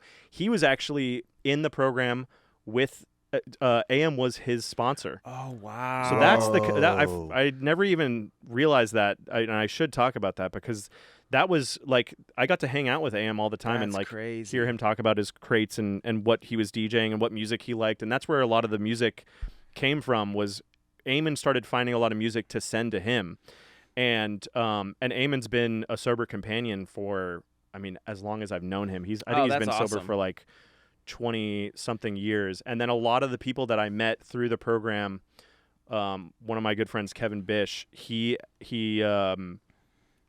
was always like such a big mentor, and he was always the person I could call for everything. Mm-hmm. And so, funny enough, like the program's just incredible for meeting good people. Oh, and I for think I sure. met a lot of really good people that have helped me through my career of like music and then just advice. So yeah. Yeah, we're not all that different. You know what No, I mean? Like, no, that's pretty crazy. yeah, a That's- lot of people. That's nuts. So like for you, like some people need a more structured program and some people don't. You Yeah. know what I mean? And there's no like difference to that. As I always like tell people, because you can get really hard into program, and some of those people can be like, you know, I can say this because I've experienced it, but Yeah. like can almost feel like very cool kids club, or like almost like culty in a way. Like Yeah. this is like the only way to be sober. And I kind of find that like not all people really work that way. It's all really about like the quality of life. So like Yeah. for you, it's like if you're not necessarily working a program, but you're obviously doing fine in your life, you know what I'm saying? And you're not, you know, you're abstaining from alcohol, the thing that fucks you up. Like Yeah. that's a win as far as I'm concerned. You know what I Absolutely. mean? And I always just think about, I mean, like, not drinking is like, I've never had better days, you know? Yeah. Like I of course I miss sometimes of like the I guess the social aspect of it, Sure. but I wouldn't trade it for the world, just because like being able to wake up and just feel good and Yeah. do everything in the day and not have that horrible hangover. Because when I would drink pretty heavy. It was never like I'm just gonna go have a beer. It was always Yeah. like Wow. I'm gonna fucking go. I'm gonna black you know? out. Yeah. I mean, the hangover for 3 days. You still drink now as an Yeah. adult. So like when you get hungover, Loser. yeah, Sorry. yeah. Sorry. Straight My edge, bad. bro. Dude, I have the same thing. I don't have 3 days. Yeah, though. yeah. How long do you I just get have hungover one. for? My next day is terrible. That's what I hear. My next day is the worst, and then the Yeah. second day I'm like, I can't even go to the gym sometimes. I'm just Yeah. like, oh man, this is terrible. No, like, so physically. I think a lot of people. My dad's done like this blood test where it's like called COMT. I think that's what it's called. But basically, if you have it or if you don't, you can process everything better. So certain people that have COMT can process alcohol way faster. It leaves their system way faster. Right. And then there's certain people that don't. I'm one of the people that don't have it. So I Just think sits like in there. yeah. And the way that I stopped drinking was my girlfriend and I were, for New Year's, we like took one shot on the plane going to what's it called, San Diego, and I mean we did go to bed at 4 a.m. but we did not drink heavy. It was not like Right. a crazy night. Yeah. And we woke up and we were both like, oh my god, this is fucking horrible. Wow. And that's why I was like, this is just not where I want to be. I don't want to take one shot and feel just awful the next day. That's so Yeah, one crazy. shot that's And a also lot. I couldn't get drunk I thought you how said- I wanted to. Yeah. Like I would either fall asleep. yeah. It's getting drunk in your 30s. You just fall asleep. Dude, I would either fall asleep or I would just not get to the point where I'm like having fun. I would just Right. be like, I want to go home. I feel really tired. Yeah. Or I would fall asleep wherever Yeah. I was. If my head hit a pillow, I would be like, and I would not be able to wake up. That's literally what my girlfriend says, because she doesn't really drink now, especially because of me. But she's like, anytime she goes out, she's like, if I have one drink, she's like, I get tired. I want to go to bed. So I'm like, yeah, it's Yeah. because you're in your 30s. Yeah. Like, Also, DJing sober, like when I started doing like the full-on sobriety thing, it was like every time I would DJ, I would get significantly better at being able to just not feel as awkward or have as much anxiety towards being in front of the crowd and Interesting. saying stuff. And now, and that was another reason where I was like, I don't want to drink again, because I'm at such a better place with not having to drink in front of people. Because when you do the one drink, it turns into, well, fuck, I did such a good job yesterday and I was drinking. I'm not going to be able to do it again today without drinking. And I start getting that in my head where I'm like, I don't want to have something to be able to make me feel like I'm good at my job. So that was another thing where I was like, you know what? I'm just not going to do it. And then now I can't imagine going back to it right. at all. And for somebody like you, like, and I'm sure you're also the same way. Like my girlfriend is like very introverted. Mhm. So, and obviously like we're a lot more extroverted people, Yeah. right? And I was explaining to her that like my social anxiety comes out in the form of extroversion. So like Same here. I have to talk, I have to be funny, I have to get everybody in the room to like me so that I can feel in control of the Dude. social, right? Touch me. Let's be friends. What the fuck? So like We're exactly the same. so You like guys are for bonding. you, Yeah. like I would imagine We just touch tips. yeah. Even you, somebody who like they look at you, they go, "Oh, Dillon's so funny. He's like life of the party." But it's like, no, like Dillon's probably dealing with a lot of social anxiety, and that's Yeah. just how he like expresses it. So like, it's interesting to hear you say that you maybe felt like you needed to drink to sort of play Yeah. these shows to even feel comfortable, because Yeah. not a lot of people realize that extroverted people struggle with social anxiety too. We just express it differently. Yeah. You know what I Absolutely. mean? So That's it's really cool. crazy. Yeah, I You just totally put it get so that. well. Yeah, it's literally like what I think about is just like if it's just quiet, I feel so uncomfortable. And introverted people, Yeah, me too. they're fine with it. And I'm like, well, somebody has to say something, otherwise, Yeah. like, are people thinking about me? Yeah. Like, it's like exactly the same thing. Dude, the worst is when you talk to someone that is like fully always just absorbing everything and slowly talking to you. Yeah. Oh, dude. And you're like, oh, fuck. Oh, my God. What am I going to do? Right. Or do you find yourself, like for me, like more introverted people are way more interesting to me than extroverted people? Yeah. Like, I'm like, how are you like able to be like quiet all the time? Well, I And, think like, I think that helps us be the more talkative person, so then we feel a little bit better because Yeah. we're kind of leading. yeah. No, that makes sense. It's true. Yeah. Yeah. But if it's a super introverted person, then I feel like I'm being an idiot, Right. Because I'm talking too much, and then they're like, yeah, and I'm like, oh, all they said is yeah, Right. and I just said a whole essay. Totally. And that was their response. Yeah. And you just in your head. Yeah, I totally get the it. whole time. Do you guys make new friends as 30-something-year-olds? All the time. Yeah. I'm friends with everybody. Yeah, Like good friends? I feel like. I think so. Yeah. I think everybody's my best. If I have a conversation with somebody at Jamba Juice, like we might be with like Kaylee, my girlfriend. Why Jamba Juice? I don't know, out of I'm just all using it as places? an Yeah. example. Dude, they Okay. fucking love me. Yeah, Yeah. I'll be like, babe, I just got a free drink. She's like, how? I'm like, I don't know. We just became best friends. Yeah. And like that just happens all the time. I don't know if that happens with you. I mean, Just yeah, conversating with yeah, people really yeah. easily. Yeah, no, you're right. You're right. Yeah. Yes. yes. A lot of Jamba Juice I'm friends. thinking about all the places that I've gone to now that I've gotten free drinks now. Yeah. Yeah. I feel like we like create our guys wherever we go. Like Yeah, we have a you try. Jamba Juice guy. Yeah. We have a Guitar Center guy. We have like the Arco guy. You know what yeah. I'm saying? Gotta have the crew. You have to have the local places that you're going to. For sure. Yeah. For sure. I'm for sure that person who needs to find like a guy or whatever. Yeah. And then you don't go to another Jamba Juice. Ever. Nope. Yeah. I wanted to go back to your DUI for a second, Dylan. Yeah, let's go back to it. So Let's reminisce. Yeah. it made me think of a good transition because back in that time, I don't know if this was the same timeline, but something I wanted to ask you that I feel like is a deep cut that maybe not a lot of people know is back in those days, you used to do something called Dillon Dares, where on your website you had something where people Yeah. could dare you to do certain things, and if they paid a certain amount of money, was that to pay off your DUI debt? No. And I remember me and my buddy just dying at all the dares, and I wonder if you have any stories about any of those that actually like went full out to fruition, because one of them was like join the military for $1 million. No one, something. thank God, no one. You would have done it No too. one bought that. Yeah, there could have been a billionaire that was like, "Fuck yeah, easy, Fuck this kid. easy." Dylan's going to the military. We did remake Ghost with 12 Planet, which we also never told 12 Planet that he was going to be in that remake. And Zed and Rooks were the ones that ended up buying it, and we did remake it, and it was hilarious. Oh my There's God. the pottery scene. So you were behind. Yeah. No, he was behind me. Oh, I was okay, the girl. beautiful. And then so we did that one. Someone bought the Babysit Your Kid, which we ended up going to Denver and just shooting a whole video. The kid was actually like in theater class. Oh, really? So we got all of his friends to do this video of saying Dillon Francis sucks, and That's saying so that like awesome. showing that I was the worst babysitter ever. And then there was another one that we did, and I forgot what it was. Oh, DJ Your Bar Mitzvah. Yeah. This family bought it. They were in Chicago, I and they got remember that it one. for super cheap because we That's forgot sick. to update the price. That's crazy. And you had remixed a Blink-182 song, but I think you ended Yeah. up doing that anyway, didn't you? I took that one off because I was like, I don't want to do it. 'Cause Oh, really? I can't. No. Yeah, it would be too hard. Oh, okay. Songs are too good. They are. You don't want to be. I thought that was just such a Nah. brilliant, funny way. Like, I don't like. Was the purpose of that just like a joke to you, or was Yeah. there actual like maybe I can make some content out of this to? I think it was like really funny. It was there's an actor, I forgot his name, but he has like on a website that like you can hire him for a night, and you can pay extra for him to like come inside you, or something like that. I think that's what it was, but like.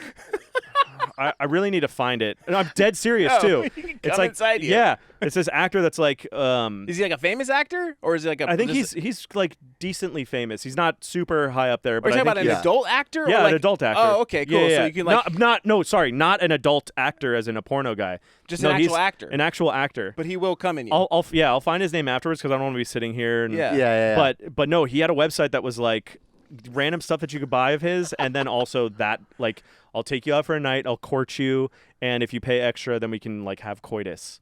And it's like, and it's said like that, and I always thought it was so funny. So then my manager at the time, him and I were basically the ones that came up with all the stupid things that you could buy on the website, and it was never for content, like in terms of, because I think at that time as well, it was like content wasn't that, you know. Yeah. It was like, we're gonna go make music videos, and I think YouTube was sort of big, but it was more for music videos. Yeah. But it was like, all right, well we can just post stuff on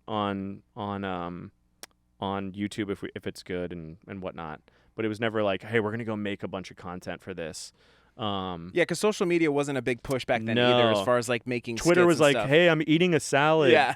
And that was it. And then Instagram was like really, really bad pictures. Right. And that was it. And I think Vine wasn't even around yet when we started doing that. But yeah. Those were so great, man. I just remember just laughing so hard at all. I love that idea. Yeah, I feel like that. Well, we did that with the writer too.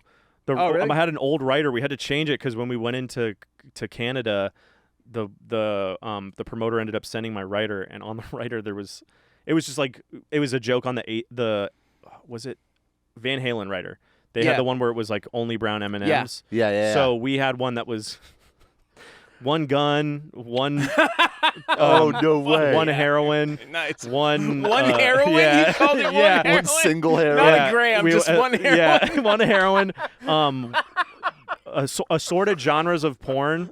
Oh my god. And when we got pulled over in Canada, Floss was touring with us, and we all got pulled off of the bus at 3 a.m. And I don't know why the fuck the Border Patrol decided to come and ask this question, but they did. But they were like, "Are we gonna find any baby porn on your bus?" Oh my What? god. And apparently, from assorted genres of porn, that's what they thought was gonna happen. Because I mean, all the other Damn. stuff we were asking for, they're like, "These guys are just fucking crazy." Right. And we were like, no, it's a joke. And also, why did you think that? Yeah, of Assorted all the genres. things. Yeah, I'm talking about black, Yeah. Mexican, Yeah. white. Yeah. I'm talking Bukkake. BBL. Yeah. Come on, exactly.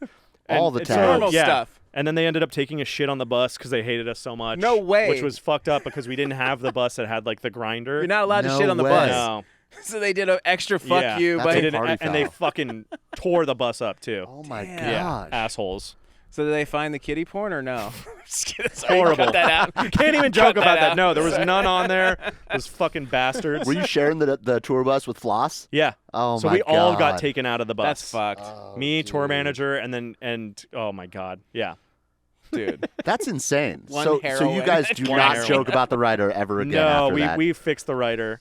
After that, we were like, all right, we're taking all the stupid things off, and we're just like put a piñata and other stupid things. So Gerald, Yes. okay, did you use Gerald as a marketing scheme? Was it No. flat Like out The beforehand? Geico lizard. No. You know, like, because it's so smart. It's so smart. So First brilliant. off, so creative, Thank you. and like nobody does that ever. There's no icons for like a DJ artist. Mascot. Yeah, like a mascot for even like companies. Companies don't even do mascots anymore. Yeah. And they work though. Like statistically they work. Sure. Like Yeah.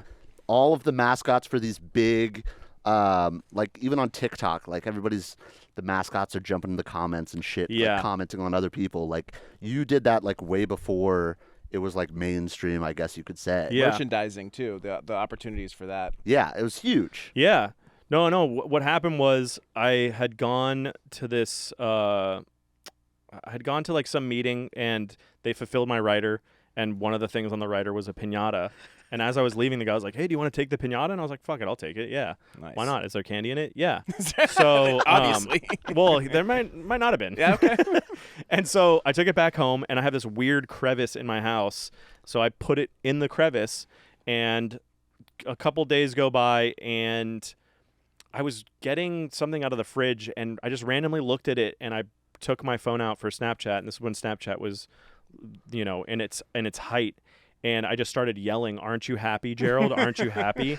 And I posted it, and it just like it worked, and then I just started making other videos for it. And when I was in high school, there was this class called New Genres that I used to do, and in that class you could do whatever you wanted. And basically in that class, my friend and I would make joke videos of like us making fun of Laguna Beach, the like the TV series, or the OC. And so it kind of felt the same when I was doing that on Snapchat with the piñata. And then that's where I just started making random videos just because it felt like another outlet of just like, that's a dope this is class. Fun. Yeah, it was such a good class. You could do anything, and it was considered art. Wow. That was like the whole point. Yeah, that's cool. And that's it was never like, oh man, this is gonna be great for T-shirts or anything. Yeah. It was just like I was just having a lot of fun making people laugh, and that was it. The best Like, ideas are always genuine like yeah. that, man. There's no thought. They're just just a fun, quick idea. Yeah. Yeah, no, those are great. On Snapchat, since you were so early, did you ever get to like paid from Snapchat back then? No. That was like before all of that happened, right? Yeah. Because there was like a gold rush of like people getting paid from Snapchat. Yeah, now they get paid so much. It's insane. Yeah. Yeah. I never made any money. Yeah. So then that's crazy. With Gerald too, one of the questions I had was, but we did do merchandising later on, with this company Barney Cools, where we did like 4 seasons of clothes, and it was great. Oh, really? Awesome. Yeah, and then what's it called? 6 years ago, I sold a TV show, a cartoon show, to 20th. We're still working on it. It's been so fucking long. Yeah, here, I'll show you some of the art. Sick. I can't show crazy. the camera, but yeah. Hold on. Let me If it's see. just his, what if it's just his dick? Yeah. It's like, that's really cool, Dillon. Yeah, check out this part of it, right? Yeah. It doesn't Gerald look cool? Yeah. Wait, that's it? It's really big, right? That's it? But yeah, there's like Oh my god, dude. full on him normal, and then like there's a world where he goes animated. Dude. Yeah. I love that you have how do you have time for all this other stuff with your music and touring, man? I don't know, dude. I don't. Well, I've Just a definitely creative started person. working with a lot more people in like co-production Sure. stuff, where like I'll have an idea and then I'll kind of push it out, which I'm not scared to talk about. So Yeah. because I think it's like even more of a normal thing now than when I was making music. I remember when I was making music, I was like, I'm only touching it, Right. and that's it. No one else can do anything. Yeah. So now I've been doing that more, and then trying to like make sure I can actually try to get that done. Because I mean, 6 years now, we got all the way till the end with Freeform, and then they didn't want cartoons anymore for their network, and I think the network doesn't even. I think they just play reruns of like Family Guy and movies now, and they don't even do any original content. So it was a good thing because it probably would have died, but yeah. That's Dude, so cool, was this like an ultimate goal of yours to like be doing cartoons, Yeah, the TV acting shows, and stuff like that. did. Like when you were I just want younger, to play did Dim you- on Tuesdays. Again, just Dim Mak Tuesday. For real, that's Simple like, man. so like, crazy, I mean, man. of course, as a kid, you're like, I would love to be an actor, Yeah. and I wanted to. Jim Carrey, like, I mean, going back to Blink, I love Yes. Blink so much. Yeah. I think their music videos. I mean, that's why all my music videos are the way that they are, is because Right. I thought Blink was like just the funniest band. I fucking love their music, and I love their personalities. I grew up skating, and that's where it all just felt like that. With that band and music videos and whatnot. So yeah, I wanted to be an actor, but then like going in and doing auditioning is it's I gotta give a shout out to anyone that can go and do that, because you're like you think you're just the one guy that's like, I'm fucking good at what I'm doing. Right. I'm gonna go in and I'm gonna go act, and then you go in and everyone's dressed the same, trying to get the same role. And there's gonna be one person that gets that role, and Damn. that is when because I tried to go in and do the auditioning stuff, and it's just too tough on my psyche to be Sure. able to go do that. So But nowadays, like the projects like you did with with the show you did. I forgot the Diplo show. I forgot. What the would name. Diplo do? Yeah, what would Diplo Yeah. do? Like, weren't you a part of that actual like production of it? So you got to actually like sort of pick who you got to play, or did you have to audition for that? no, I didn't have to audition, thank God. Yeah. My friend. So actually, it's a really fucking cool story. This is why I didn't have to audition, because they needed to film one more thing for Vice to show off the show and really try to get it sold and pushed over the line. And so James Vanderbeek was at this Mad Decent block party, and I went there to go play like a secret set. I don't know if I did it as DJ Hansel or not, but I had to do a secret set there. And when I did the set, my friend Brandon Dermer, who was the director of What Would Diplo Do. He and I are really good friends because he made a music video for me called Not Butter. And Of course. Classic. Thank you. And so he was like, hey, I need you to act with James in this thing. Can you do that? And I was like, yeah, who fucking cares? I got this. And so we did it. And when I left, he was like, dude, who was that guy? Is he in Groundlings or whatever? And he was like, no, he's a DJ. That's Dillon Francis. And he's like, holy fuck. And he's like, yeah, he would love to be in the show. And he's like, he is in. He's in. He doesn't have to audition. That was fucking amazing. And so then that's how I got to play the character in the show. No shit. And it was the fucking best thing ever. Yeah, what was that like? I mean, that must, because you had done some, I know we saw you We did had done some, I've done like random acting at that time, but this was like it's a big role. the fucking coolest thing. Yeah, there were so many scenes in there where they gave us the script and we went off script after we did all the scenes, and they chose all the stuff from off script, which was just fucking awesome. It was one of the most fun times I've ever had making anything. I love being on sets. Yeah. It's so much fun. Just the vibe of everyone on set. And everyone hating themselves. Yeah, I would imagine like you're a funny guy, right? So there's funny guys that do like stand up, and I cannot do stand up. Yeah, but no. sometimes those stand up people, if you meet them, like not all of them, but some of them are just like not funny, like in real life. Like you're work, right. They You're work right. hard at it, right? Oh wow, I but see what you're you mean. like an actual funny person in real life. They're sitting there writing their jokes in their mind, but they don't know how to like be funny in front of friends, right? Yeah. So for somebody like you, it's like you weren't necessarily like an actor. Like obviously you know how to do it, but you go into now an acting set, and now you have to put on the skill of acting that you don't necessarily have a lot of experience in, but you know how to be funny on camera. Yeah, and I think a part of our extrovertedness works in that high intense situation because I'm trying my best to like be as on my toes as everybody else. Right. Like, trying to think of the best jokes that I can think of in the moment. So it makes sense that the script essentially, because that's how I would think. If I ever had to do acting, I'd be like, fuck the script. I mean, I would do it, but I'd be like, this is not. I never memorized anything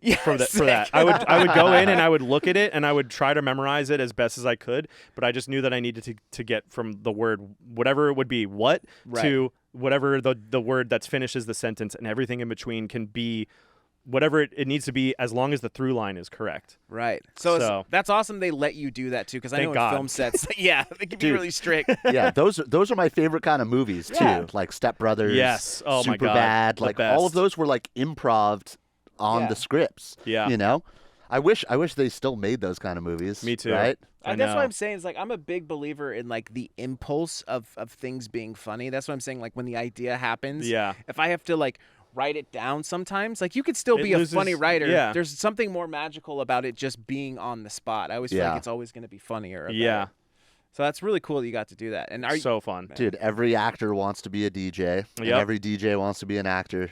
Yeah. It's crazy. It is. I think it's because you're like what you were saying. We're all extroverts. Yeah. You know? Yeah. And we have like nervous energy I mean, maybe it's not nervous, but we have energy all the time, just bubbling. You know what I'm saying? No, exactly. We have to get it out. Exactly. There's some introverted DJs though, I think. Like I could probably think of some off the top of my head that I've maybe met that I'm like, well, that Nick person... said he was introverted. Yeah, he said he had to work at it. Yeah, he trained himself to like Afrojack. We're talking about Afrojack. Yeah, Nick His first name Afrojack. is Nick. We know him on a first name basis. Nick AJ. Yeah. AJ? Yeah. Yeah, I know AJ. Yeah, AJ. Oh yeah, Nick. Yeah. Like I feel like I mean I don't know him that well, but the times that I've met Nightmare Tyler, I know seems like Nightmare. a more introverted. Oh, I dude. know you know him. I have a video of him smoking the biggest joint ever. I wouldn't be surprised. That guy seems like he loves weed. Oh, for sure he does. Him I and fucking Subtronics. love him, dude. He is the best. He's so great working with him because I was just the loudest. We're gonna do this. Let's go. And he's like more quiet, reserved. Yeah, and he's like, cool, man. Let's do that. Yeah. I like that. That's a cool vocal. I'm gonna smoke some weed and we'll chill. It's dope. So wait, I got a question.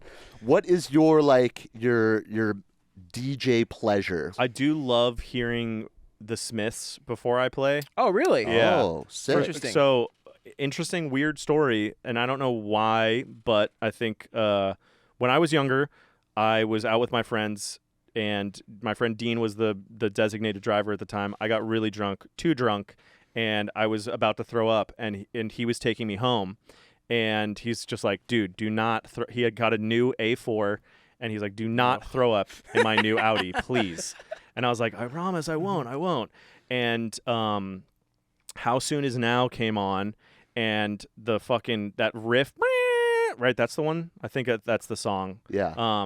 And that riff came on, and the whole song played through, and I was like, dude, if you play that again, I promise I won't throw up because I feel like I'm going to throw up. He played it again. I didn't throw up. He played it again. I didn't throw up. We got to the house, fucking threw up everywhere right as I got out of the car. Wow. And the next morning, I was like, what fucking song was that? Who is that? I loved it. He's like, oh, yeah, it's the Smiths. You should check it out. It's Guy Morrissey. And so I listened. I fucking fell in love. You know, This Charming Man, Girlfriend in a Coma, all that. So whenever I play it before a show, it gives me this sense of calm that only the Smiths that music can do. It's so weird. Damn. I don't know if it's his voice. Yeah.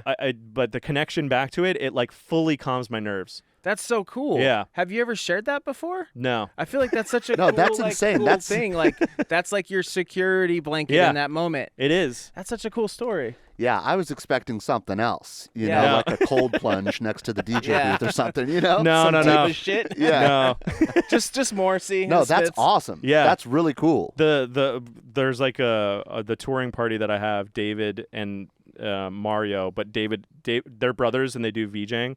David fucking hates touring with us because whenever we do the Morrissey thing, he's like, God damn it, another night of Morrissey.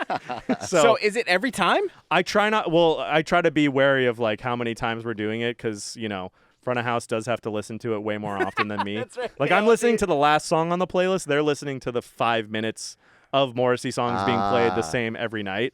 So, but yeah, on like bus tours, that's usually the playlist that I do. Interesting. That's so really cool. That's really cool. I feel like that's a super personal thing too. Yeah. Like And Hang the DJ is the last record, which no one's ever said how funny that is. Because Right. it is. That is Wow. funny. That is Okay? very funny. No Hang one's the ever DJ said it's is so the funny last that record. Dylan's playing Hang the Yeah. DJ. that's wild. No one's ever caught on to it. There's also That's another insane. one that no one's ever caught on, but I used to sample Wilson from Castaway, and I would put it in every song, and when it would be Need You, it would always be, I need someone, Wilson! Really? Nobody even said anything. No one ever said that. Dude. Does anybody even talk about the fart thing that you were doing? Yeah. on That's the a big cue? one. Yeah, people always ask for the fart now. Was Yeah. that a real story? That was a whole Yeah. real thing? The guy had the actual just fart loaded up Yeah. for you? What a stud. Dude, That's so best thing epic. ever. Yeah. That's very much my fan base. Yeah, Yeah, I love for it. sure. A guy being like, the only thing that's going to be on here is a fucking fart, and he's going to love it. And the fact that you were willing to grab it and play it too. Yeah, that's so awesome. Another thing too that I've been noticing too is obviously you and Valentino, your guys' sets together. I mean, it just looks like you guys are having so much fucking fun, dude. It's so fun because I don't ever normally play that like crazy. Yeah. Like I do, but I don't. I think Right. I have sections. But I mean, when Valentino Khan and I are playing, it's like full on 150 BPM for 30 minutes at the beginning, and it makes me laugh so hard Dude. because it's just so fucking intense. But all like the in and out, the Waffle House, yeah. like all that, Yeah. like all the whole shenanigans that you guys just look like you guys are just having such a good Yeah. time, man. That's so sick. That's why we wanted to do it. Yeah. We're still trying to think of what to do for New York, but we don't know what is New York's thing. Pizza. Yeah, for sure. Yeah, but Joe's Pizza. Right. You can But- just throw Joe's pizza slices Yeah, everywhere. and then Joe's Pizza exists here now, so it's not as Yeah. special. Like Waffle True. House is very like Atlanta. In-N-Out is very West Coast. Sure. Like if we were doing Seattle, I think it would be like Dick's or Right. something. But yeah, New York, I don't. What about like some a type bagel of bagel? spot? Yeah. Yeah, I like was throwing thinking out Katz's, bagels. but that's so expensive. Yeah. A Oh, bunch no, of fucking pastrami Yeah. shit Oh, going out everywhere. Fucking good though. It's really that would be good. super awesome. A bunch of rye bread, dude. That smells so bad. And mustard. Fuck that, dude. People are like, "What the fuck?" Dude, when we did Chicago, we got Portillo's. Oh, and, no shit. And I have never laughed harder in my life because we did it in like it's like easy wrap where Yeah. basically it sticks together. Yeah. Dude, I chucked one so fucking hard that it flew out of the easy wrap and the wrapper, and Oh, I just no. saw the fucking dog just like, and I know some person was just fucking vibing and just like got fucking nailed in the face with ketchup and mustard. Or glizzy straight down the throat. Yeah. It's like Dylan. That'd be That's me, so hopefully. epic. Yeah. Hopefully later. Yeah. Dude, so we glazed over this before. Mm-hmm. Did you ever get to make music with DJ AM? No. I Like, wish. Did you just got to hang out and like kind of listen to music, or? Yeah, we would always go to like there was the AA meeting at Cedar Sinai. Yeah. And he would always go to that one.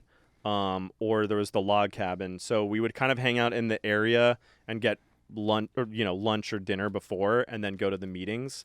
So, and I was too scared to ever be like, hey, Eamon, can you my music sucked as well. So I felt too weird to try to ask him to play stuff or like even give him anything.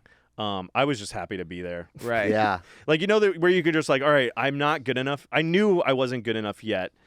And that I didn't want to waste my chance on him being like, yeah, I'll take it. And then he listens and it's like, okay, never taking a song from that guy again. Right. That's smart that you had enough, at least, what's the word? Self-wherewithal. Yeah, self-awareness Yeah. to know that, like, I'm not really there yet. Yeah. You know? Yeah. Well, because I'd known from, like, giving it to other people that weren't him, Yeah. that weren't playing it. So I was like, Your I'm not tryouts. going to waste this Yeah. one. Dude, I wish more people had that, Like, Yeah. That's happened to me before, too, when I was first starting to make music. You waste your one shot. Yeah, waste you your wanna- one fucking shot. trash Yeah. You can't do that, Yeah. Yeah, you do and you do and you don't. Because if you think about it, like, once you start rolling and other people are starting to play your stuff, even if it's not that main person you wanted, that person will end up coming around and be like, oh yeah, I remember that shitty demo that I got from that person. Wow, they're really good now. Oh, really? This is awesome. They've definitely worked. And yeah, because I've had that before, of like listening to some person's music and then being like, holy shit, they're fucking amazing now. This is Really? great. Yeah. Yeah. Do you Interesting. have any advice for like newer producers when it comes to like either approaching you or maybe trying to get because it seems like Don't nowadays. fucking talk to me. Yeah. I'm just kidding. I would say I mean like yeah, like is there any sort of thing for like you can give advice to new producers for them trying to either get their music heard by bigger DJs or even played, or do you think that there's a different way of going about it than just like here's a USB sort of thing?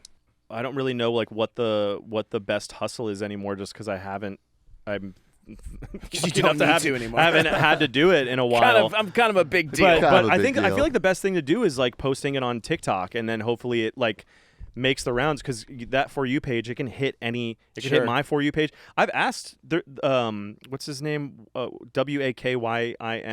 He does like more like Afro house stuff, but randomly one of his songs came up on my page and I hit him up and was like, hey, send me this.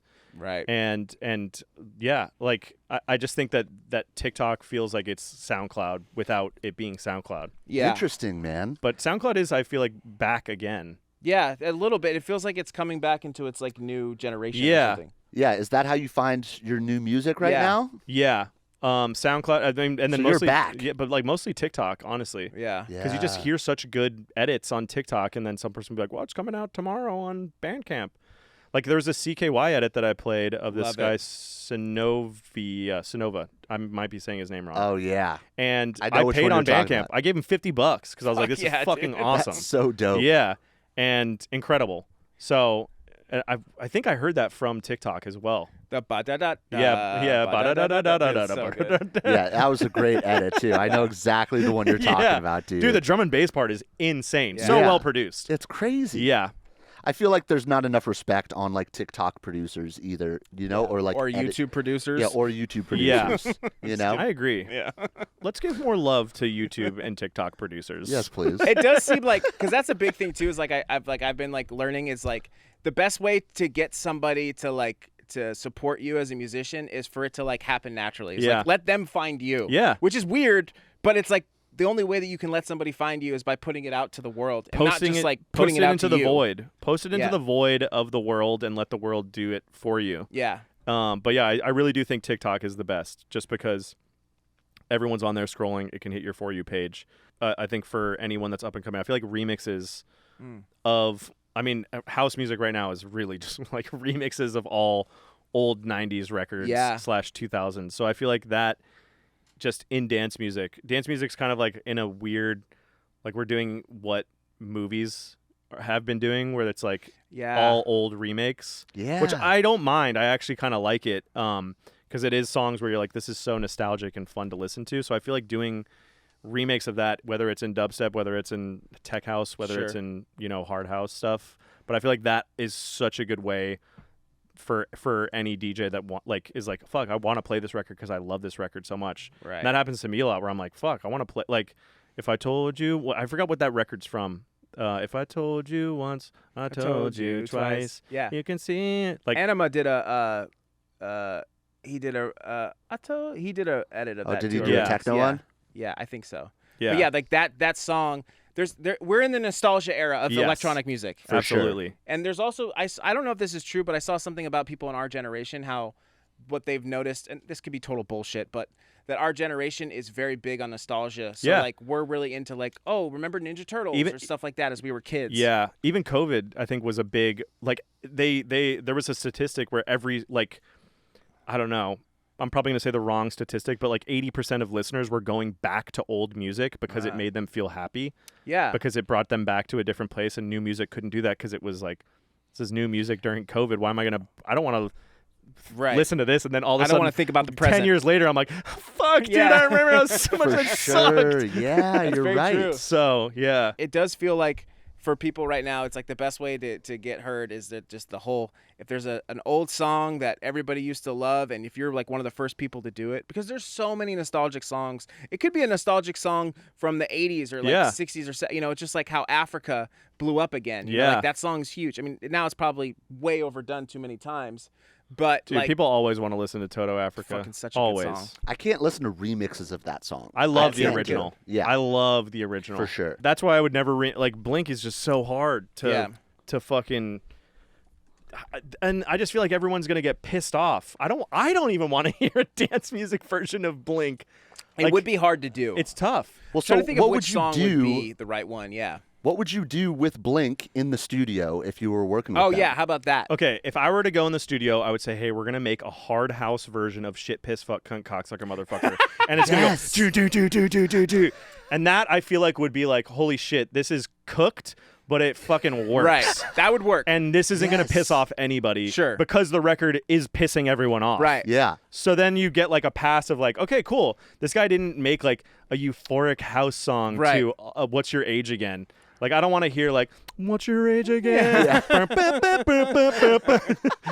Yeah, you Would that- can't would- really do that. No. Would that Maybe satiate always. yourself though? Like, would that satiate? Like, I got to work with Blink. No, You know? no. I would definitely want to make. I would actually just want to make a pop punk record with them. Yeah, that's what I mean. would- for They're sure. not even considered pop punk. I think they're considered more like what? Yeah, rock, I don't know. Yeah, rock, alternative. alternative, yes. alt rock. I'm Yeah. still gonna call them pop. They're still punk, pop You punk. know, for Pop punk. sure. I used to get mad when people would call them pop punk because I knew them as punk, you know? Well, pop punk, I feel like is very like I don't think, I Yeah. don't think, and then Yeah. like alt rocks. I mean, I guess it's still.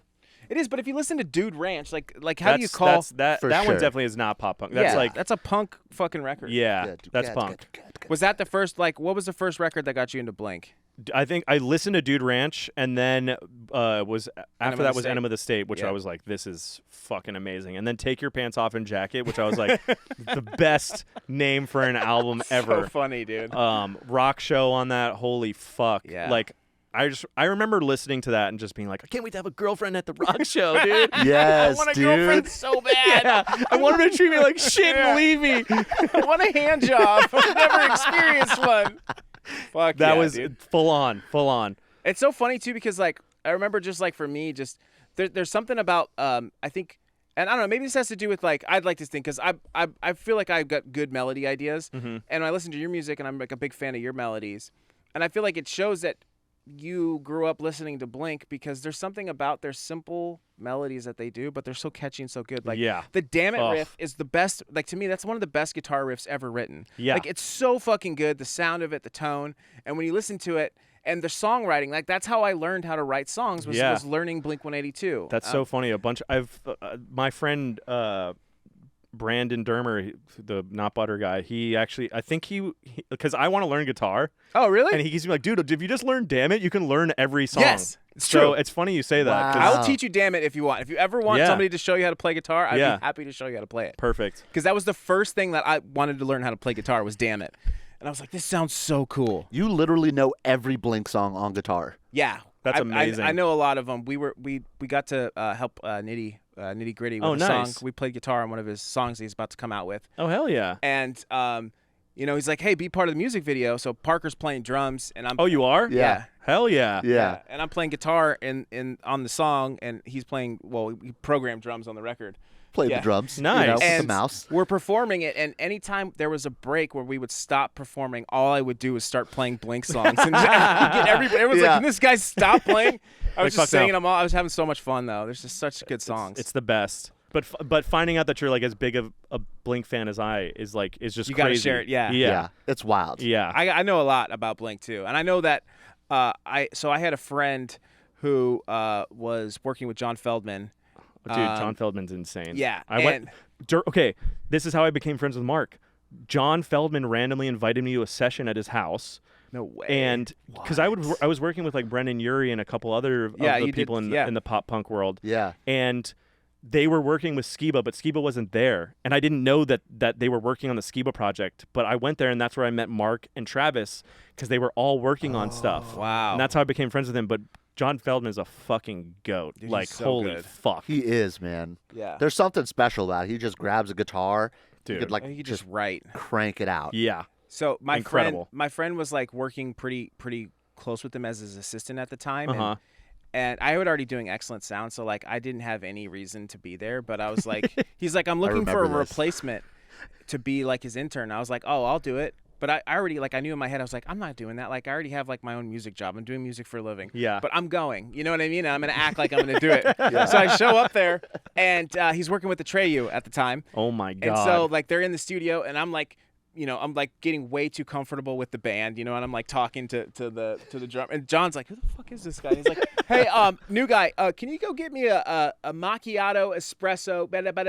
Yeah, he fucking loves his he had coffee. this crazy coffee order, and I was like, yes, sir. I'm like, this is my chance. Totally fucked up his coffee order. Didn't pay attention to a goddamn thing. Showed back up. And I was like, here you go. And he goes, yeah. He goes, that's not right. I wanted a ristretto. And not that I'm making fun of him for being I didn't pay attention. You You wanted a Rosarito. I know what is that one called? Ricciato? Yes. Risotto. A risotto. I had no business being there, right? I already had it. There's no way I was going to be an intern for him, right? But I was just doing it for the experience, right? So I had no business being there. Totally fucked it up. And I was like, I'll go back. He's like, no, it's fine. I'll have somebody else go. And I was like, okay, cool. And that was the last time I got to which was fine. I was totally fine with that. And I don't blame him for that because obviously I was not. The only reason I was there was just to be in a room with John Feldman. Yeah, you had one foot out of the door regardless of if you made the right espresso or not. Yeah, it was like, even if he said you got the job, I would have been like, no, I'm not going to go get your dry cleaning. Deuces. I got my own sample pack. I'm hanging out with Dillon Francis, dude. I'm fine, But it was just funny because like that whole experience. And then I went to his house. So when he puts on like a gnarly Christmas party. Oh, really? Yeah, and he had. He's sober too, right? Yeah, he is. So I went to a meeting. He also has meetings at his house too. So that was the other in I kind of had. And he had Tom Hanks' you see, you're son missing was out, there. brother. Yeah, Dude, I don't know anything about this sober life. No, Dude, Dude, Bobby Lee's crazy. sober. He has meetings too. Yeah. Yeah. Dude, Wow. Bobby Lee. Yeah, I never see him at meetings or anything like that, but I think that's because he's more of the Hollywood crowd. He does his own. Yeah, that's what I think a lot of people like in that scenery does. He looks. Oh yeah, you've worked with him. He seems funny as fuck. Dude, he's the nicest person ever. I bet. Ever. Dude, he So looks cool funny. as fuck. He's one of the funniest. He's my favorite. He's so funny. For sure. He's been around for so long too. Yeah. But Hey, maybe it's time to get sober, Meet some might be time for celebrities, you piece of shit. Yeah, you fucking loser. Yo, it is finally time. XENO Production Suite Early Access is available now, you guys.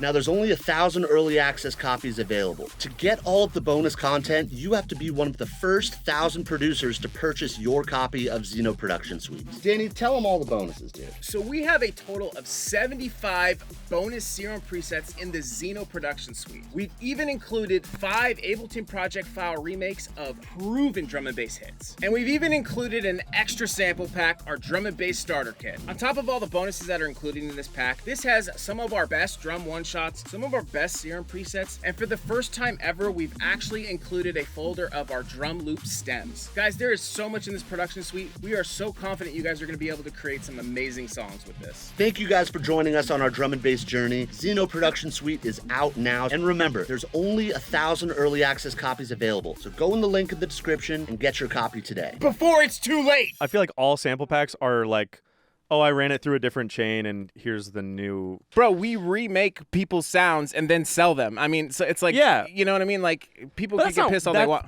That's not weird. I think some people might think it's weird. But the project files might be a little weird for sure for some people, but I mean, I always think it's cool when some person remakes it because I'm like, that was from a preset pack, dude. Yeah. Like, you think that I was sitting there doing, all right, I'm not an FM synthesis. I can make FM synthesis and I understand it a bit. Yeah. But I'm sorry, man. There's too many good sounds and it takes way too long for me to sit there and do it myself. Sure. There's just too much good stuff now. Yeah. If there wasn't, which I used to back then, but now there's just too many good packs. Right. Yeah. You guys have great packs. Thank you. I can go in and fucking take a sound, and then I can tweak it from there and then make it my own sound. Yeah. That's why I think it's fine that you're making. If someone's making another sound, I'm not going to go in and use the Dash Star lead and be Right, like, yeah. here's my new song. Everyone's like, that's the Dash Star lead, Right, dude. exactly. No, I would go in Yeah. and I would take the Dash Star lead and be like, okay, cool. Now I understand how it's made. Okay, I'll make my own version of this. Exactly. Now. And that's our whole point behind it was like, some people would be like, oh, yeah, you're never going to get anywhere remaking people's sounds. And it's like, well, no, like, that's how we learn. Okay, exactly. That's a good point, because one of the things that I used to do, and I remember this from an author, I forgot who the quote is from, but the author used to sit down and rewrite famous books just to feel really? what it would feel like to write famous books. Interesting. Like from memory? Like, No, or he from would word just for word. use word for word and like be Oh. reading. And I did that for a lot of, like, I would remake Rusko songs. I would try Oh, to you remake. did that remaking yeah. too. Awesome. Yeah. So I completely understand, and I get behind that. I know that I was saying use presets, but I mean, in the beginning of my music career, I was doing that so much because that is a way that you can learn, like, I mean, to learn how a synth works. Yeah. Like, Yeah. you shouldn't be an idiot when you're going to go be like, I'm going to go make dance music and I don't know what ADSR means, you know? For sure.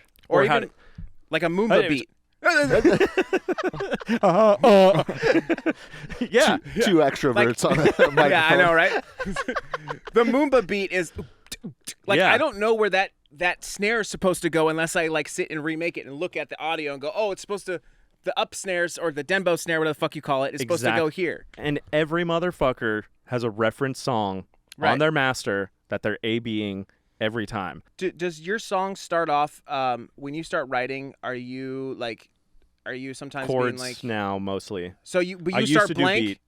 When you start Yeah. blank though, you won't like be like, oh, I heard this Knock 2 song, I want to make something like that, or is it No, just like I've started to realize that I want to do that more often because Mm-hmm. it's such a better jumping off point than going in and being like, here's a blank canvas. All right, I'm going to start by making, but I do, like, I don't know. Some days I'm like, I just want to make drums. sure, And I'll just make a good drum beat. And then from there, it's a bit easier, but it'll take till the next day to go back to it because you're like, all right, what do I really want to do to this now?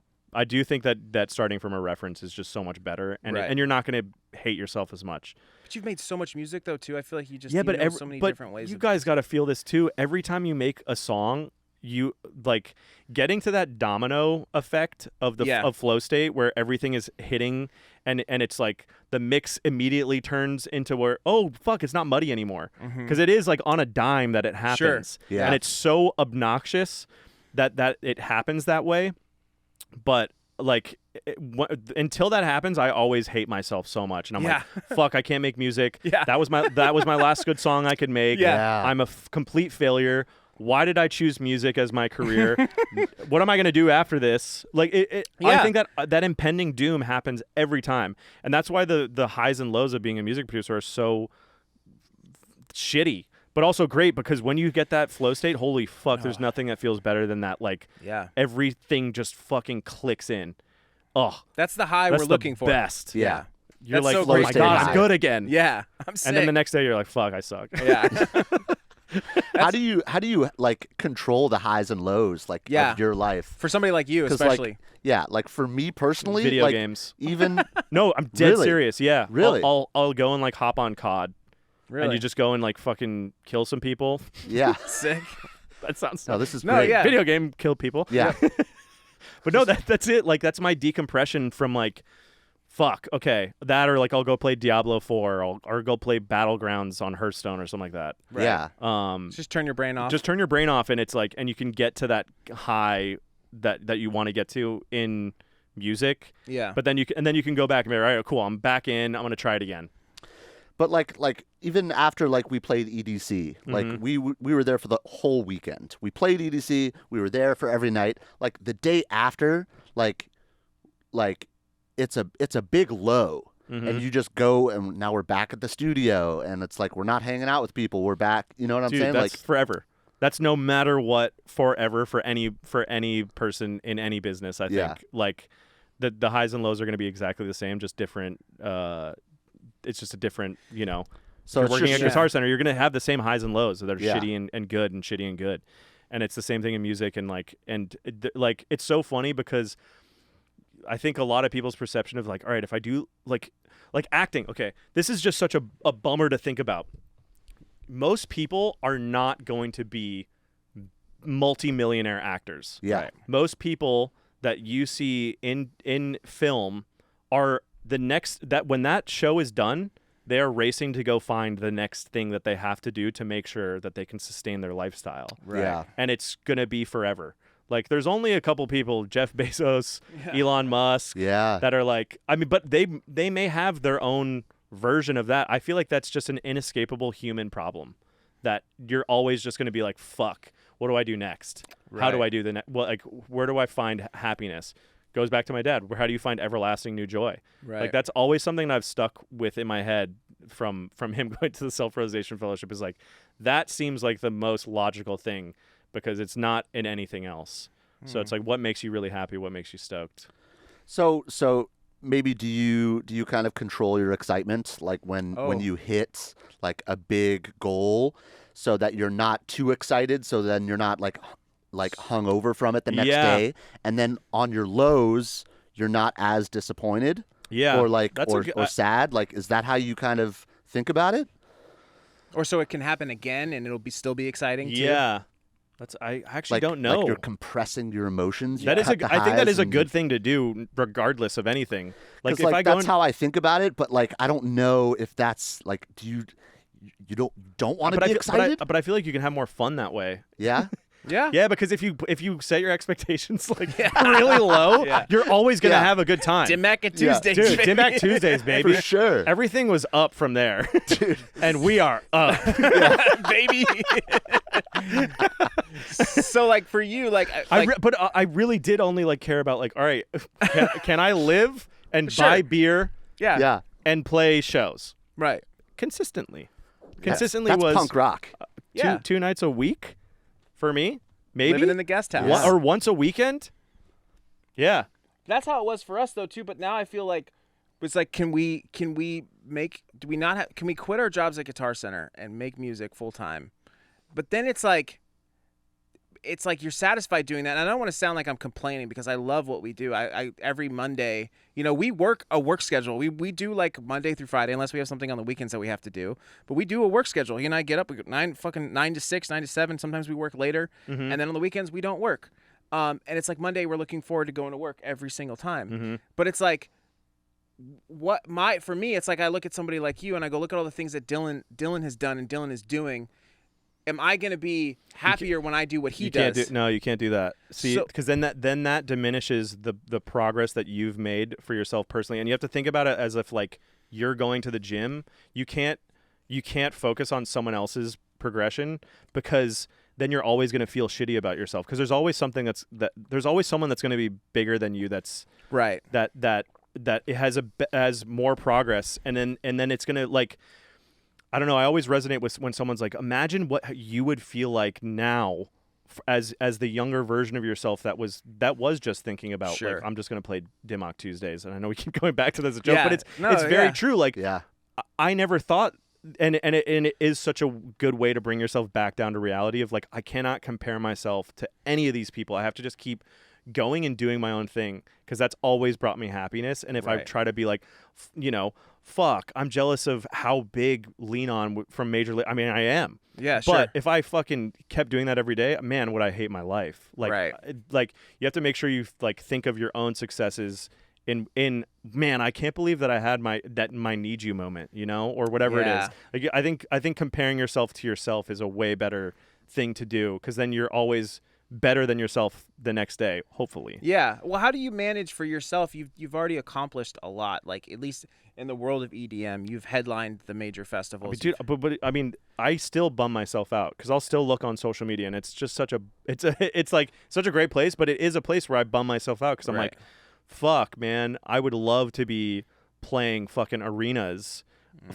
But like John Summit's crushing it right now, and I get super jealous of it. I do, but then I'm like, hold on, I need to take a step back. I've had a lot of great moments in my career, and I can always have my fucking Bryan Cranston moment. That dude was on Malcolm in the Middle doing the same thing, probably trying to go get acting jobs every Right. single time. Yeah. There's no age limit that stops you from having that moment of like, holy fuck, I did it again.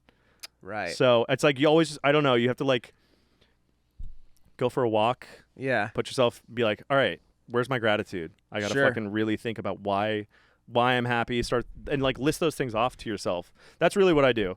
And I don't want to list my stuff off, but Yeah, no. it always pulls me back down where I'm like, all right, yeah. And then I just try to stay off social media Yeah. a little bit more. And if I do see myself getting in that, I'll close the app. Yeah. Because of course everyone loves to scroll, but I think that the death of all of us will be comparing ourselves Sure. to everyone else. That's super honest of you to admit, and I respect that a lot, that you can say that, like that you can say, yeah, like sometimes I see certain things, and as for an sure. artist who's successful, I get jealous of that. Like, that's awesome. You can admit that. I think that happens. I really do think that happens to everyone, and everyone just goes around life thinking that that's not how anyone else thinks. It's just our personal problem. Mm-hmm. But I think that that's like, I bet John Summit has a person that he's fucking jealous of. Sure. I bet Jeff Bezos has a person that he's jealous of. There has to be. Right. And Yeah, I you're right. would love to call Jeff Bezos out and I want to know if he does. Jeffrey. Yeah. Here's your opportunity to let us know if we're all human. Yeah. Yeah. It's like, what if it's Elon Musk? Right. You It know? could be. Yeah. And then Elon could have some person that he's really jealous of. From his childhood. Yeah. You know? Yeah. Could be. Well, like, But I think so. You don't have to share this, obviously, if you don't feel comfortable. But like, are there any like goals that you feel that you still want to attain in your career, or is that something you want to keep more private to yourself? That's a good question, because I've thought about that a lot, because I have gone above and beyond what I've kind of wanted to do. Man, I don't know. I really don't know, actually. Like, I think I just want to keep making music as much as possible. As long as possible. As long as Yeah. possible. Like, I'm so fortunate to have had 12 years now in the game, and like still have my Vegas residency and Yeah, man. still able to put out music and that, I just want to continue to have it for as long as possible. I think that's my main goal. Yeah. Because I feel like, I think that's a great goal. yeah, that's my goal. That's That awesome. is. Yeah, no, that's awesome. Yeah, because I just feel like you have all of these other projects outside of the music industry. Yeah, you got a that's lot like, going on, I man. do. You got a Dude, lot of what cool if- shit that you can do. like you write a TV show and then that just comes out and then now you're a TV director That's what for the rest of your life. That's you know? what I'm hoping with the Gerald stuff. I'm Yeah. hoping that I can get it over the finish line with whatever network ends up being the one that we go to next. And then being able to just do like voice acting stuff, which would be fucking awesome. Yeah. I would love it. You do great at that. Yeah, I think Thank so you. too. But yeah, that or like getting more into acting stuff as well. But that is definitely not a part of like, if we're going back to like the goal question, I don't think that's a part of like my like, fuck, I really want to do that. That's a Right. goal. I think mine's just like, I want to go another 10 years Sure. in making music and still have like the current level of my career right now, which would be amazing. Right. Do you have any like And other? I'm just chilling doing my own thing. Yeah, man. Yeah, you always say that we never see like 60-year-old DJs, like Besides old. Tiesto. Dude, Yeah, I want to but, like, shit my pants Yeah, on on stage. stage. You know what I'm saying? How sick would that Yes. be? It's You know gonna what I'm happen saying? eventually. I mean, these guys are getting up there. No offense to them, obviously, but like, Yeah, but Who's no, got that's their prune juice? Yeah. Put up your prune juice. Let's go. and we're all in old folks' homes. like, Yeah, it's 3 Show your p.m. saggy titties. Tonight's gonna be absolutely fucked. Yeah, 3 p.m. That's a just funny sketch. railing antidepressants Yeah. and shit, you know? Everyone's snorting antidepressants and Viagra. Yeah, and Viagra. We've got Viagra in the t-shirt cans. Make sure you catch one. If you're lucky enough. Yeah. Dude, Don't worry, they're not shooting too hard.